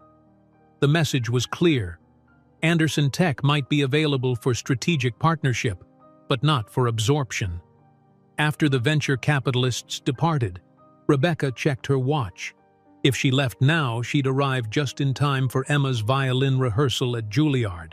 She had never missed a significant performance or academic milestone for either twin, regardless of business demands. This dedication to their development had required countless pre-dawn work sessions and late nights, but the results spoke for themselves in the twins' confidence and achievements.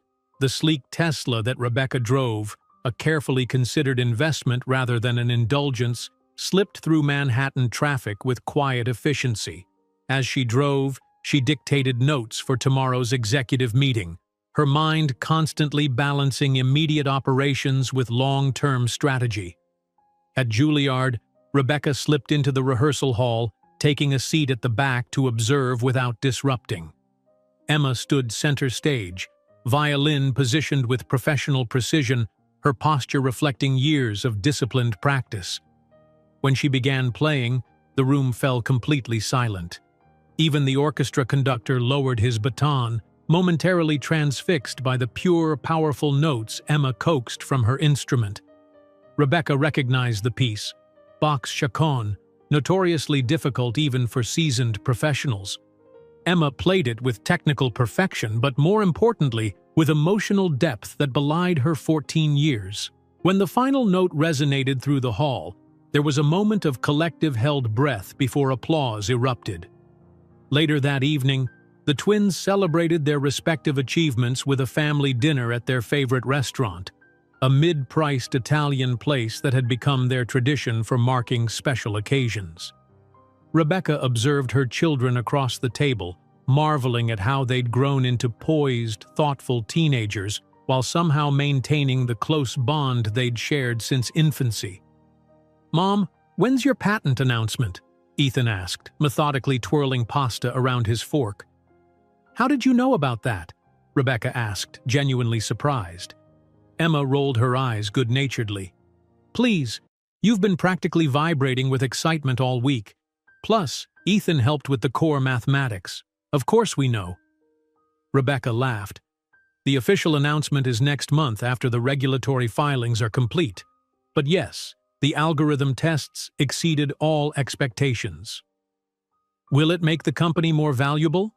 Ethan inquired, his analytical mind always considering practical implications. "Significantly," Rebecca confirmed. "In fact, we received another acquisition offer today." "You're not selling, are you?" Emma asked sharply, suddenly concerned. "Never without consulting my two most important advisors," Rebecca assured them, reaching across to squeeze their hands. "Anderson Tech belongs to all of us. It's our legacy." The twins exchanged a satisfied glance, their faith in their mother's judgment absolute and well-earned. 3 weeks after the algorithm's patent approval, Anderson Tech announced its revolutionary fraud detection system at a major financial technology conference. The presentation, led by Rebecca with technical support from her research team, generated immediate industry buzz. By day's end, Anderson Tech's stock had climbed 18%, and 23 financial institutions had requested implementation consultations. In the following months, the algorithm's effectiveness exceeded even internal projections. Financial institutions reported fraud prevention rates that translated to millions in saved losses.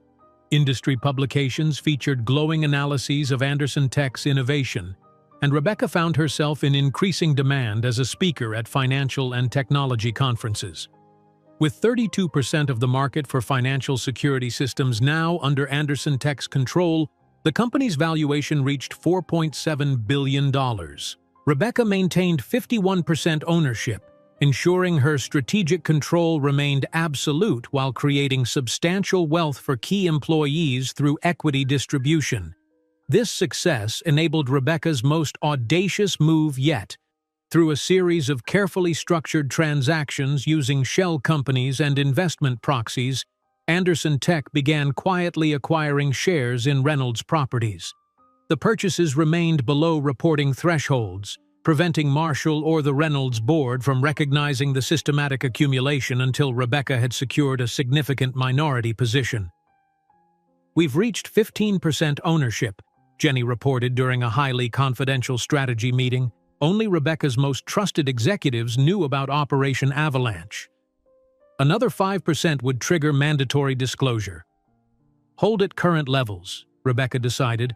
"Monitor their quarterly reporting for the trigger point." The trigger arrived sooner than expected. Reynolds Properties announced disappointing quarterly results, missing earnings projections by 22%. Their stock dropped precipitously, creating the perfect opportunity for accelerated acquisition. "Execute Phase 2, Rebecca instructed her team. "I want 30% ownership by week's end." As Anderson Tech's influence over Reynolds Properties grew, Rebecca implemented the next stage of her strategy. Through back channels, she expressed concerns about current management to other major shareholders, subtly building a coalition of dissatisfied investors. Meanwhile, her financial team developed a comprehensive restructuring plan that promised to restore Reynolds' market position through technological modernization and management overhaul. The twins remained unaware of these specific maneuvers, though they understood that their mother was planning something significant. Rebecca had always been transparent with them about business principles while protecting them from details that might burden them unnecessarily. On the evening of their 14th birthday, Rebecca hosted an elegant but intimate celebration at their brownstone. The guest list included only their closest friends and Rebecca's most trusted colleagues. The twins had requested a small gathering rather than an extravagant party, their mature sensibilities preferring meaningful connection over spectacle. "A toast," Rebecca announced, raising her glass as they gathered around the dining table, "to Emma and Ethan, who fill my life with pride and purpose every day. You've grown into extraordinary people with kind hearts and brilliant minds. I couldn't ask for greater joy than being your mother." After cake and presents, when the guests had departed and the twins were engrossed in their new gifts, Rebecca received an email that made her heart race, an invitation to be the keynote speaker at the upcoming Tech Summit at the Plaza Hotel, the most prestigious event in the corporate technology calendar. The timing couldn't have been more perfect. The summit would provide the ideal platform for announcing Anderson Tech's newest innovation and, more importantly, the acquisition of Reynolds Properties. The symmetry felt almost poetic. The Plaza Hotel, Manhattan's iconic symbol of success and status, would witness the culmination of Rebecca's journey from abandoned expectant mother to industry titan. As Rebecca accepted the invitation, another notification appeared, the announcement of award recipients for the same event. There, listed as Real Estate Entrepreneur of the Year, was Marshall Reynolds. She stared at the name, feeling neither anger nor anxiety, but rather a calm certainty that justice had designed this moment. After 14 years of building her empire with relentless determination, after raising extraordinary children who embodied everything Marshall had dismissed as a burden, after transforming herself from victim to victor, the universe had arranged a perfect reckoning. Emma's voice called from the living room, pulling Rebecca back to the present. "Mom, come see what Ethan's new programming kit can do." Rebecca closed her laptop and joined her children, her steps light with anticipation of what lay ahead. The past had shaped but never defined her. The future, carefully designed, meticulously executed, belonged entirely to the Andersons. While Rebecca finalized the details of the presentation that would forever change the balance of power in Manhattan, she didn't know that in less than 24 hours she would be face to face with the man who had abandoned her, and that his expression of horrified recognition would be just the first act of her meticulously planned victory. The morning of the Tech Summit dawned with perfect clarity, as if Manhattan itself had polished its edges for the occasion. Rebecca stood at the window of her penthouse, watching the city awaken beneath her. Today, the carefully constructed strategy she had nurtured for 14 years would culminate in its final, perfect act. "Mom, are you sure this tie works with this suit?" Ethan appeared in the doorway, his lanky frame already approaching 6 feet, dressed in a perfectly tailored navy suit that emphasized his resemblance to the man he had never met. Rebecca turned, her custom Armani suit catching the morning light. "It's perfect, very mathematical, subtle patterns within patterns. She adjusted the silk tie with practiced hands, noting how her son's serious eyes, so like Marshall's, assessed every detail with precision. "Emma's been in the bathroom for 45 minutes, Ethan complained with brotherly exasperation. "We'll be late." "Beauty is mathematics expressed through time," Emma called from the hallway, emerging in an elegant Chanel ensemble that transformed her from teenager to poised young woman. Her violin case hung from one shoulder. She would head directly to Juilliard for rehearsal after the morning session of the summit. Rebecca surveyed her children with quiet pride. "You both look extraordinary. Remember, you don't need to stay for the entire event, just my keynote and the announcement." "We wouldn't miss it," Emma said, her chin lifting with the same determination Rebecca had relied upon during their hardest days. Anderson Tech's biggest moment deserves its full team. The sleek company limousine arrived precisely on schedule.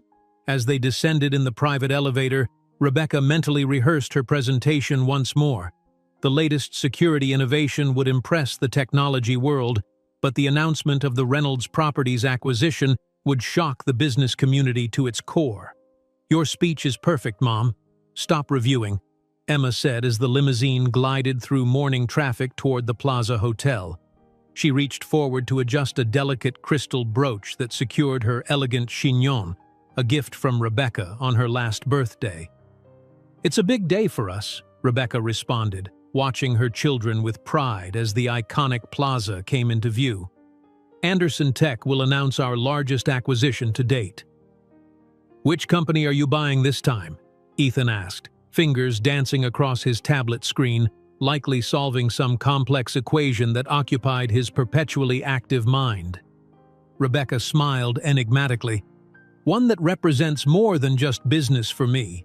But let's keep that our secret until the official announcement."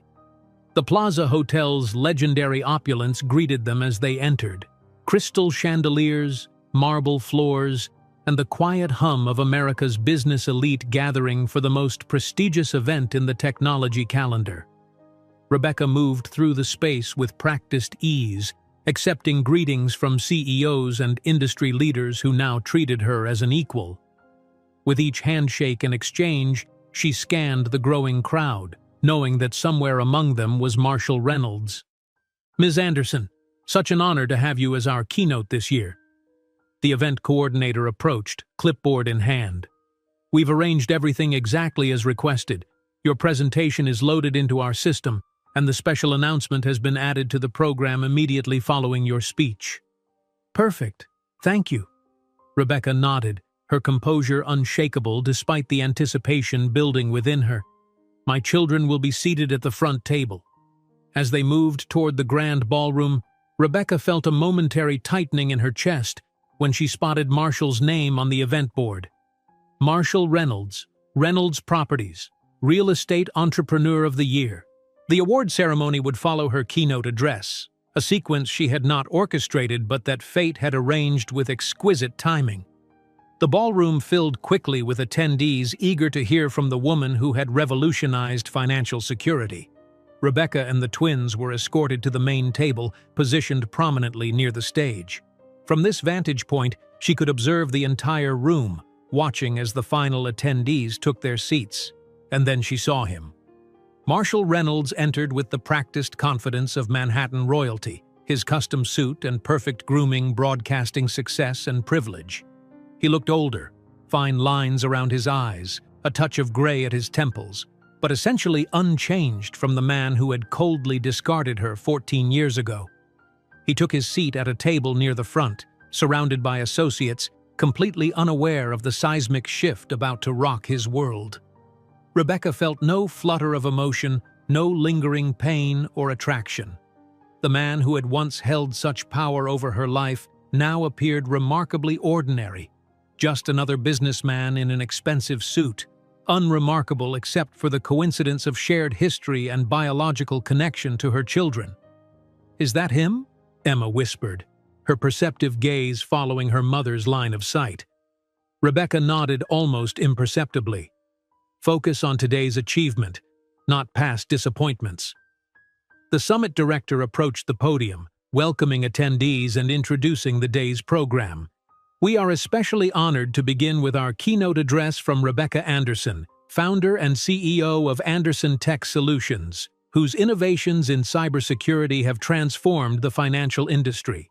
Please welcome Rebecca Anderson. The applause was enthusiastic as Rebecca ascended the steps to the stage with unhurried confidence. The enormous crystal chandeliers sparkled above her as she took her position at the podium, surveying the assembled elite of American business. Her tailored Armani suit, subtle makeup, and poised demeanor projected an image of absolute authority, a woman who belonged precisely where she stood. "Innovation isn't just about technology," she began, her voice clear and steady, filling the grand ballroom. "It's about resilience, about transforming obstacles into opportunities." From his seat in the fourth row, Marshall Reynolds shifted slightly, a flicker of recognition crossing his face. Something in Rebecca's voice triggered a distant memory, though he couldn't immediately place it. He leaned forward, studying the woman on stage with growing attention. When her full introduction appeared on the massive screen behind her, Rebecca Anderson, CEO of Anderson Tech Solutions, accompanied by an impressive biography detailing her rise from obscurity to technological prominence, Marshall felt the blood drain from his face. It couldn't be the same Rebecca, the insignificant assistant he had discarded. This woman commanded a billion-dollar company, was internationally respected, and was now being announced as the visionary who revolutionized cybersecurity in the financial sector. For the next 45 minutes, Marshall watched in stunned disbelief as Rebecca presented technological innovations that made his own business endeavors seem primitive by comparison. She explained complex security protocols with effortless authority, commanded the rapt attention of industry giants, and unveiled a new predictive system that was immediately hailed as revolutionary by the murmuring crowd. The Reynolds properties, though still profitable, had stagnated in recent years, facing lawsuits over questionable labor practices and losing market share to more innovative competitors. Marshall had maintained his family's legacy through connections rather than vision, and the contrast between his management and Rebecca's leadership became painfully apparent with each slide of her presentation. "This new security framework represents not just protection but prediction," Rebecca explained, gesturing to the complex visualization behind her. "By anticipating vulnerabilities rather than merely responding to them, we create truly secure environments for financial institutions of any size." The audience was enthralled, many taking notes or photographing her slides. Marshall remained frozen, unable to reconcile this commanding presence with the young woman he had once dismissed as insignificant. His memory flashed to that cold December night, the small apartment in Queens, her tearful face as he methodically removed all traces of himself from her life. As Rebecca's presentation neared its conclusion, she made a gesture toward the main table. "None of this would be possible without my greatest treasures and inspirations, my children, Ethan and Emma Anderson." The twins rose with practiced poise, acknowledging the applause with modest nods. Marshall's world tilted on its axis as he stared at the young man and woman standing proudly beside their mother's table. The boy had his jawline, his eyes. The girl, though more like Rebecca, had the same bearing his own mother had possessed. There was no mistaking the truth. These were his children, the children he had denied and abandoned. His heart hammered against his ribs as a cold sweat broke across his forehead. 14 years. Twins. The pregnancy she had revealed on that winter night had produced not one child, but two. Two remarkable young people who carried his blood but bore another's name. And now, Rebecca continued with a contained smile that didn't quite reach her eyes, "I have the pleasure of announcing the largest acquisition in Anderson Tech Solutions history. After months of discreet negotiations with the board of directors and shareholders, we have acquired majority control of Reynolds Properties." A collective gasp rippled through the ballroom. Marshall gripped the edge of the table, knuckles whitening, certain he had misheard. This acquisition represents not only a strategic expansion for our portfolio, but also the union of cutting-edge technology with a real estate sector desperately in need of innovation, Rebecca explained, her eyes finally finding Marshall's in the crowd. Reynolds Properties has suffered from stagnant leadership and outdated practices. Anderson Tech will transform it into a company for the 21st century. The screen behind her displayed the merged company logo, Anderson Real Estate Technologies. Marshall felt physically ill as the implications crashed over him. His family's company, the empire his grandfather had built, the legacy he had been so desperate to preserve that he had discarded Rebecca and his unborn children, was now controlled by the woman he had abandoned. As Rebecca concluded to enthusiastic applause, Marshall remained rooted to his chair, unable to process the cataclysmic shift in his reality. The twins returned to their seats, neither looking in his direction, clearly uninterested in the man who had rejected them before birth. The cocktail reception that followed buzzed with excitement over the announcement. Executives and investors crowded around Rebecca, offering congratulations and seeking details about the acquisition and merger plans. Marshall moved mechanically through the crowd, accepting perfunctory congratulations for his entrepreneur award that now seemed hollow and meaningless. For nearly an hour, he circled the periphery of Rebecca's orbit, watching as she navigated the crowd with effortless authority, the twins occasionally at her side displaying the same confident poise. When Emma smiled at something a Google executive said, Marshall glimpsed Rebecca's expression from 14 years ago, before he had extinguished her light with his cruelty. Finally, as the crowd momentarily thinned around her, Marshall seized his opportunity. Approaching with forced composure, he extended his hand. "Rebecca," he said, struggling to maintain his facade. "What an extraordinary surprise." "Marshall," she replied coolly, accepting his handshake with professional detachment. "Not so surprising for me. I've been tracking Reynolds Properties' decline for years, waiting for the right moment to make my offer." "Those young people," he hesitated, glancing toward the twins who were conversing with executives across the room, "are they your biological children?" "Yes," Rebecca answered with clinical indifference, "though legally they are solely mine. The confidentiality agreement your lawyers forced me to sign had several flaws that my own attorneys identified years ago." At that moment, Emma approached, her curious gaze assessing Marshall with intelligent precision. "Mom, Microsoft's CFO wants to discuss that partnership we mentioned," she said before turning to Marshall with professional courtesy. "Sorry to interrupt. Emma, this is Marshall Reynolds," Rebecca introduced with a neutral voice. "The man whose company we just acquired." Emma extended her hand in a firm handshake. "Ah, the entrepreneur of the year. Congratulations on the award, though Reynolds Properties' last quarterly numbers tell a different story. Your business model desperately needed restructuring."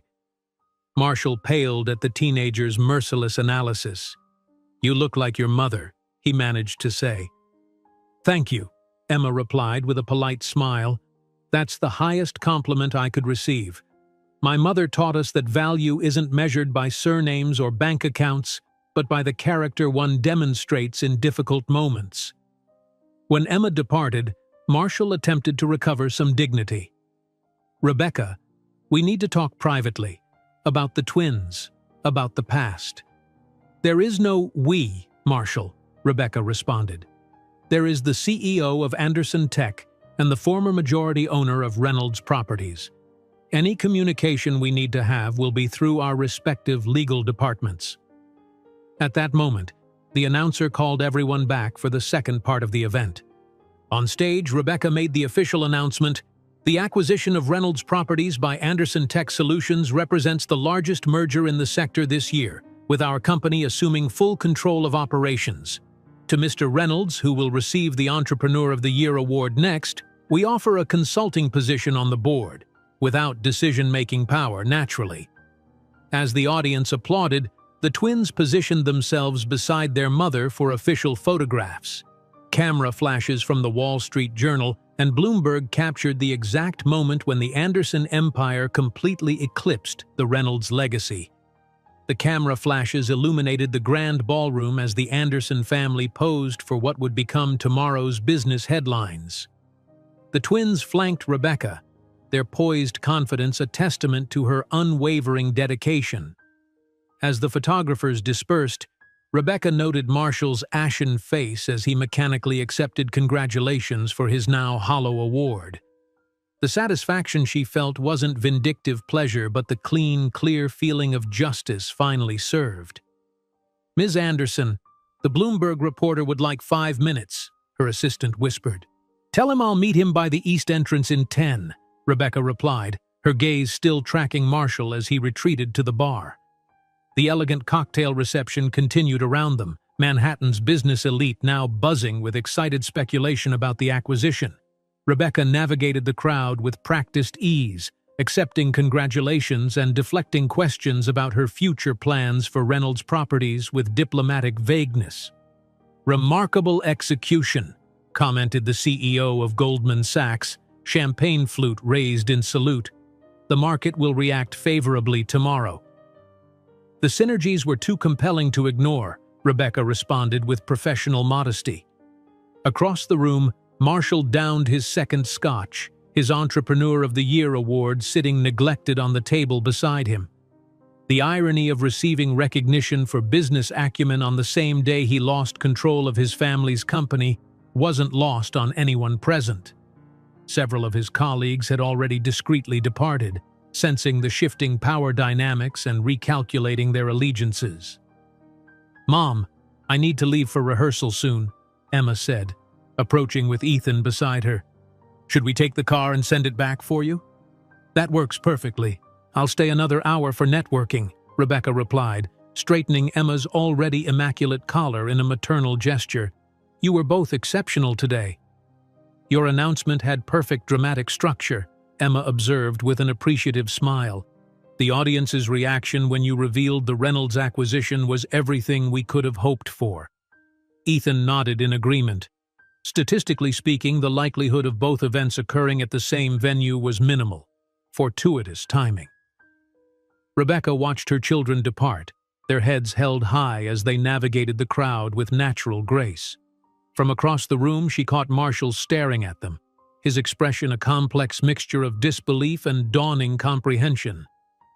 "He's been watching them since the announcement," Jenny commented, appearing at Rebecca's side with 2 mineral waters. "Trying to process 14 years of reality crashing down at once." 14 years, 3 months, and 16 days, Rebecca corrected, accepting the water. "Not that I'm counting." As the reception continued, Marshall seemed to fortify himself with liquid courage. Rebecca observed his progression from shocked immobility to agitated determination. She knew the moment he decided to approach her again. His shoulders squared, jaw set, eyes focused with the entitlement of a man accustomed to controlling outcomes. "Ms. Anderson, Senator Williams would like to discuss your appointment to the Commerce Advisory Board," her assistant interjected, presenting the perfect opportunity to avoid Marshall's imminent approach. "Please tell the senator I'll join him momentarily," Rebecca replied, deliberately turning toward the balcony doors. "I need some fresh air first." The plaza's terrace offered a momentary respite from the crowded ballroom. The autumn air carried the crispness of changing seasons, and the city lights sparkled against the darkening sky. Rebecca took a deliberate breath, preparing herself for the confrontation she knew was inevitable. She didn't wait long. The glass door opened behind her, and Marshall's reflection appeared in the window. "Running away, Rebecca?" His tone attempted confidence but revealed underlying strain. "That doesn't seem like the CEO who just announced a hostile takeover." Rebecca turned, her composure absolute. "Strategic retreat for perspective, Marshall. Something your quarterly reports suggest you might have benefited from practicing." He flinched slightly at the pointed reference to his company's declining performance. "This acquisition, it's personal. You engineered this entire situation for revenge." "Revenge?" Rebecca's laugh was genuine. "That would require emotional investment I haven't had in you for years." This was business. Reynolds Properties has undervalued assets, outdated systems, and leadership problems. Classic acquisition target. Marshall stepped closer, lowering his voice. Those are my children in there, my flesh and blood. Biology doesn't equal parenthood, Rebecca replied, her voice cooling several degrees. You made that distinction perfectly clear 14 years ago. A child would be an unbearable burden, I believe were your exact words. Interesting how unbearable burdens become appealing once they're successful, isn't it? The direct quote from their final conversation visibly shook him. Marshall glanced back toward the ballroom where attendees continued networking, unaware of the personal drama unfolding on the terrace. I made a mistake, he admitted, his voice rough with unaccustomed humility. I was young, focused on my career. The timing was— Don't, Rebecca interrupted, raising her hand. Don't rewrite history. You weren't some confused boy. You were 32 years old, making a calculated decision to discard people you considered inconvenient. You made your choice with clear eyes. Marshall's jaw tightened. People change. I've changed. Have you? Or has the situation changed? Rebecca's gaze was unflinching. Now my children are accomplished, connected, and associated with success. Suddenly they're worth claiming. How convenient for you. Before Marshall could respond, the terrace door opened again. Emma stood framed in the doorway, her expression carefully neutral as she assessed the tableau before her. Sorry to interrupt, she said, stepping forward with the same measured confidence Rebecca had cultivated in boardrooms. The car's waiting, but I forgot my portfolio. Her gaze settled on Marshall with clinical interest. You're still here. Emma, Marshall began, her name awkward on his tongue. I was just telling your mother that I'd like the opportunity to get to know you and your brother. Emma's eyebrow arched slightly, a gesture so reminiscent of Rebecca that Marshall blinked in surprise. Were you? How fascinating. Did you preface that request by acknowledging that you legally surrendered all parental rights before our birth? Marshall paled. Your mother told you about that? My mother has never lied to us, Emma replied with precision. She explained our biological origins when we were old enough to understand, including your explicit rejection of parenthood. Comprehensive documentation was provided when we requested it at age 12. Rebecca watched this exchange with quiet pride. Emma, despite her youth, was navigating this emotionally charged encounter with remarkable composure. Documents don't tell the whole story, Marshall protested. There were complexities, professional considerations. Yes, your career, Emma interrupted with cool efficiency. The vice presidency that was finally giving you real responsibilities. More important than the lives you created. She checked her watch. I need to go. Professor Abramson doesn't tolerate tardiness, even from principal soloists. As Emma turned to leave, Marshall made a desperate attempt to salvage the moment. Wait, I'd like to hear you play sometime. Perhaps attend a performance? Emma paused, turning back with the practiced smile she used for professional obligations. My performances are typically sold out weeks in advance. You could contact the Juilliard box office for the public schedule. She looked to Rebecca. Mom, will you be home for dinner? By 7, Rebecca confirmed. Good luck with rehearsal. After Emma's departure, an uncomfortable silence settled between the former lovers. Marshall stared at the door through which his daughter had disappeared, the full weight of his choices visibly settling on his shoulders. She's extraordinary, he finally said. They both are, Rebecca agreed. No thanks to you. Marshall turned back to her, desperation edging into his voice. There must be some way forward here, some path to at least a relationship with them. They're teenagers. They'll be curious about their father. Their curiosity was satisfied through facts, Marshall. The agreement you signed, the account of your reaction to the pregnancy, the chronology of events. They're not lacking information about you. They simply lack interest in pursuing a relationship. Because you've poisoned them against me, he accused. anger flaring. Rebecca's laugh was sharp. "I didn't need to. Your own actions were toxic enough. All I did was tell the truth." Inside the ballroom, the announcement chimed for the evening's final presentation. Guests began returning to their seats, the networking portion of the event concluding. "We should return," Rebecca said, moving toward the door. "Your Entrepreneur Award presentation is about to begin." Marshall caught her arm, his grip tight enough to reveal his desperation. "Rebecca, please. I have money, connections. I could offer them opportunities." "Remove your hand," Rebecca stated, her voice deadly quiet. "Now." He released her immediately, recognizing the steel beneath her controlled exterior. "Opportunities?" Rebecca continued, straightening her sleeve. "Ethan has already published in mathematical journals and created algorithms that power systems used by major financial institutions. Emma performs with orchestras across the country and has been accepted to programs most musicians spend lifetimes pursuing. What exactly do you think you could offer that they haven't already earned through their own brilliance?" Before Marshall could respond, the terrace door opened again. Rebecca's assistant appeared, expression apologetic. "Ms. Anderson, they're requesting your presence for the final announcements." "Thank you. I'll be right there." Rebecca turned back to Marshall, her expression now purely professional. "Congratulations on your award, Mr. Reynolds. I suggest you compose yourself before accepting it. The financial press is watching." The remainder of the evening unfolded with excruciating precision. Marshall accepted his Entrepreneur of the Year award with a wooden smile, his prepared speech delivered mechanically while the audience politely applauded. Rebecca watched from her table, her expression revealing nothing of their private confrontation.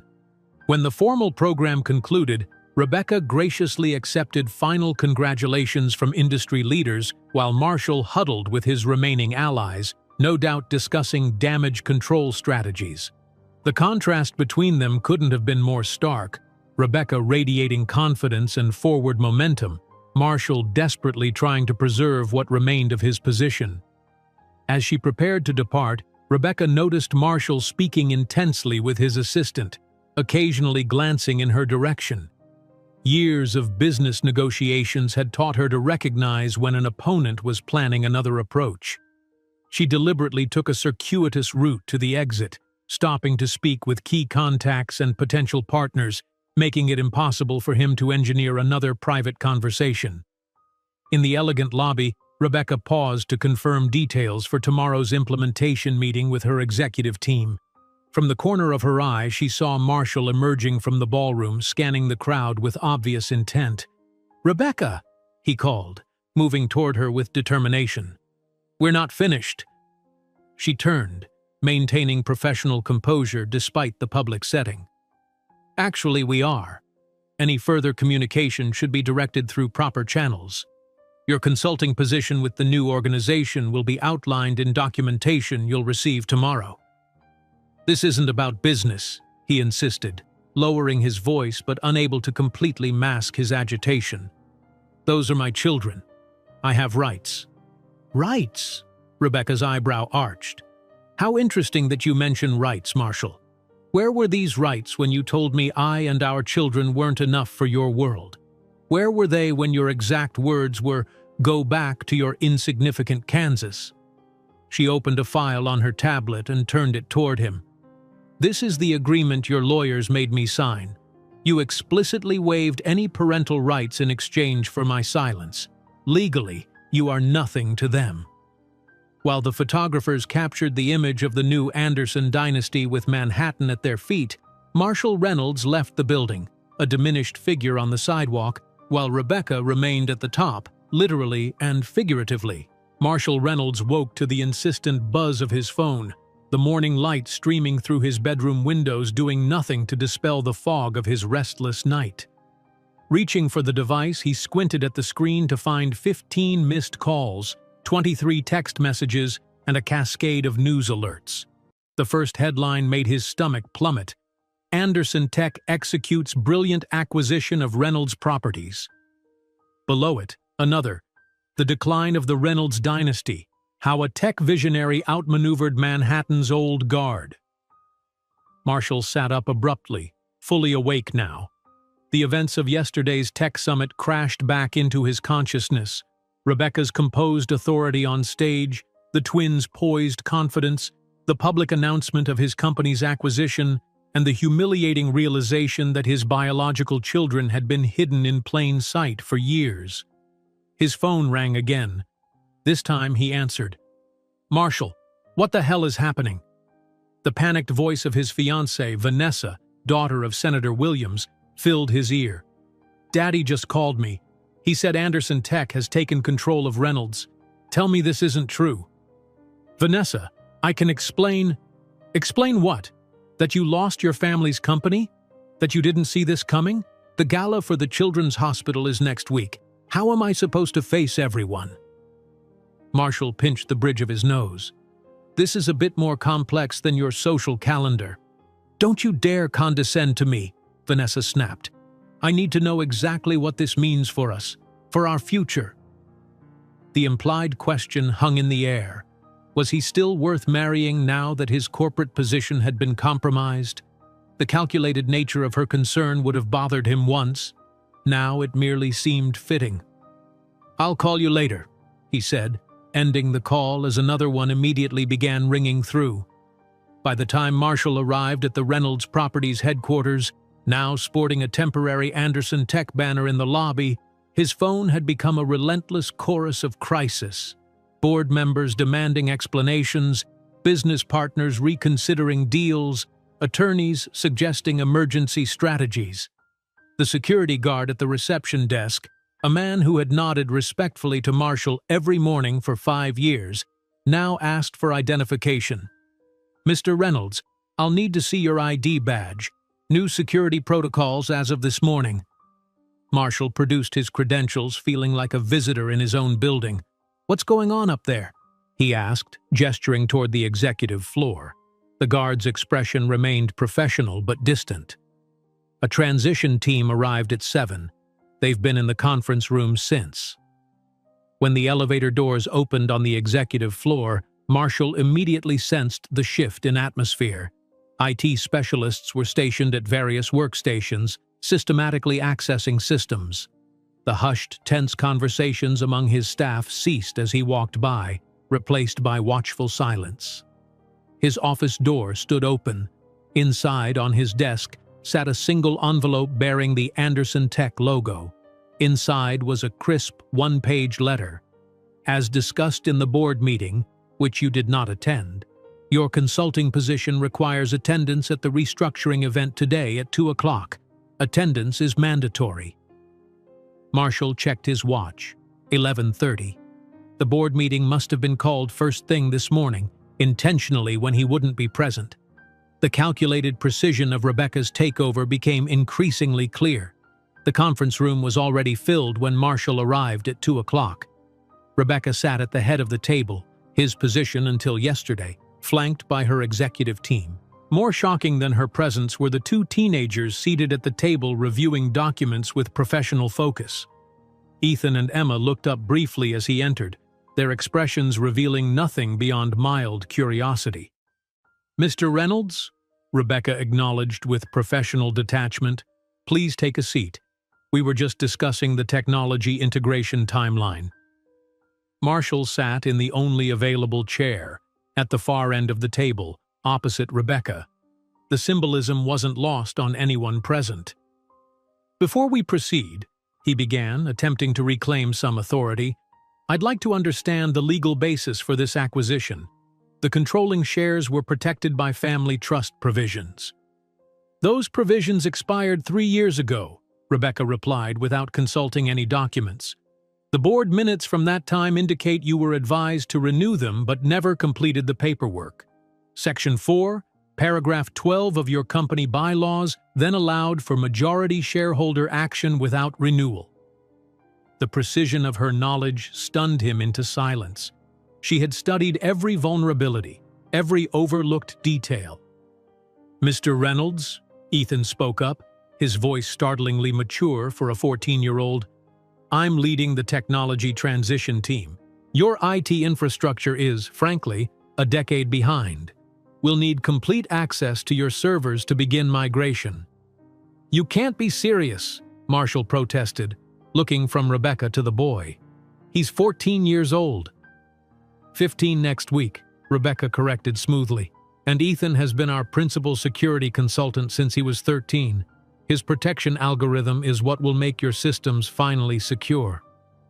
Emma, reviewing financial documents with a highlighter, added without looking up, "Your operational reserves are dangerously low, and the leverage on your southern developments is well above acceptable levels. That's why we were able to acquire the company for 17% below market value." The meeting continued for 2 excruciating hours. Every aspect of the empire Marshall had inherited and mismanaged was methodically dissected by Rebecca and a team where his own children played crucial roles. They discussed restructuring plans, technology upgrades, and personnel changes with clinical efficiency, occasionally asking for his input only to politely dismiss his suggestions as outdated or impractical. When the meeting finally concluded, Rebecca asked him to stay behind. As the room emptied, Marshall found himself alone with the woman he had discarded 14 years ago, now holding complete power over his professional future. "Rebecca," he began, abandoning pretense, "I know I made a terrible mistake 14 years ago. But they're my children too. I have a right to know them." Rebecca regarded him with disturbing serenity. "Right? How interesting that you mention rights, Marshall. Where were those rights when you told me that I and our children weren't enough for your world? Where were they when your exact words were, 'Go back to your insignificant Kansas'?" She opened a file on her tablet and turned it toward him. "This is the agreement your lawyers made me sign. You explicitly waived any parental rights in exchange for my silence. Legally, you are nothing to them." "People change," he argued desperately. "I can make amends, offer them opportunities, connections." Rebecca laughed, a genuinely amused sound that disconcerted him even more. "Opportunities? Connections?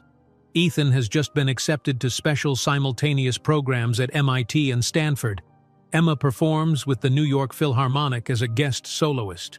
What exactly do you think you can offer that they haven't already achieved through their own merit?" The following week, the new board of Reynolds Properties, now renamed Anderson Real Estate Technologies, announced a complete restructuring. Marshall's office was converted into a daycare center for employees' children, one of many family-friendly policies implemented by the new administration. Desperately trying to maintain some relevance, Marshall requested a meeting with the twins. To his surprise, they accepted, agreeing to meet him at the renowned Per Se restaurant, where he reserved a private dining room. When they arrived, Marshall was struck again by their poise. They carried themselves with the confident ease of young people who had never questioned their place in the world or their worth. "I want you to know that despite the circumstances, I'm very proud of who you've become," he began, trying to establish a connection. Ethan and Emma exchanged identical evaluative glances, the same assessing look Rebecca had in negotiations. "Mr. Reynolds," Ethan responded calmly, "we appreciate the gesture, but we want to be very clear. We're not looking for a father." "Our mother was both father and mother to us," Emma continued. "She taught us everything we needed to know about integrity, hard work, and loyalty, including," Ethan added, checking his watch, "the value of punctuality.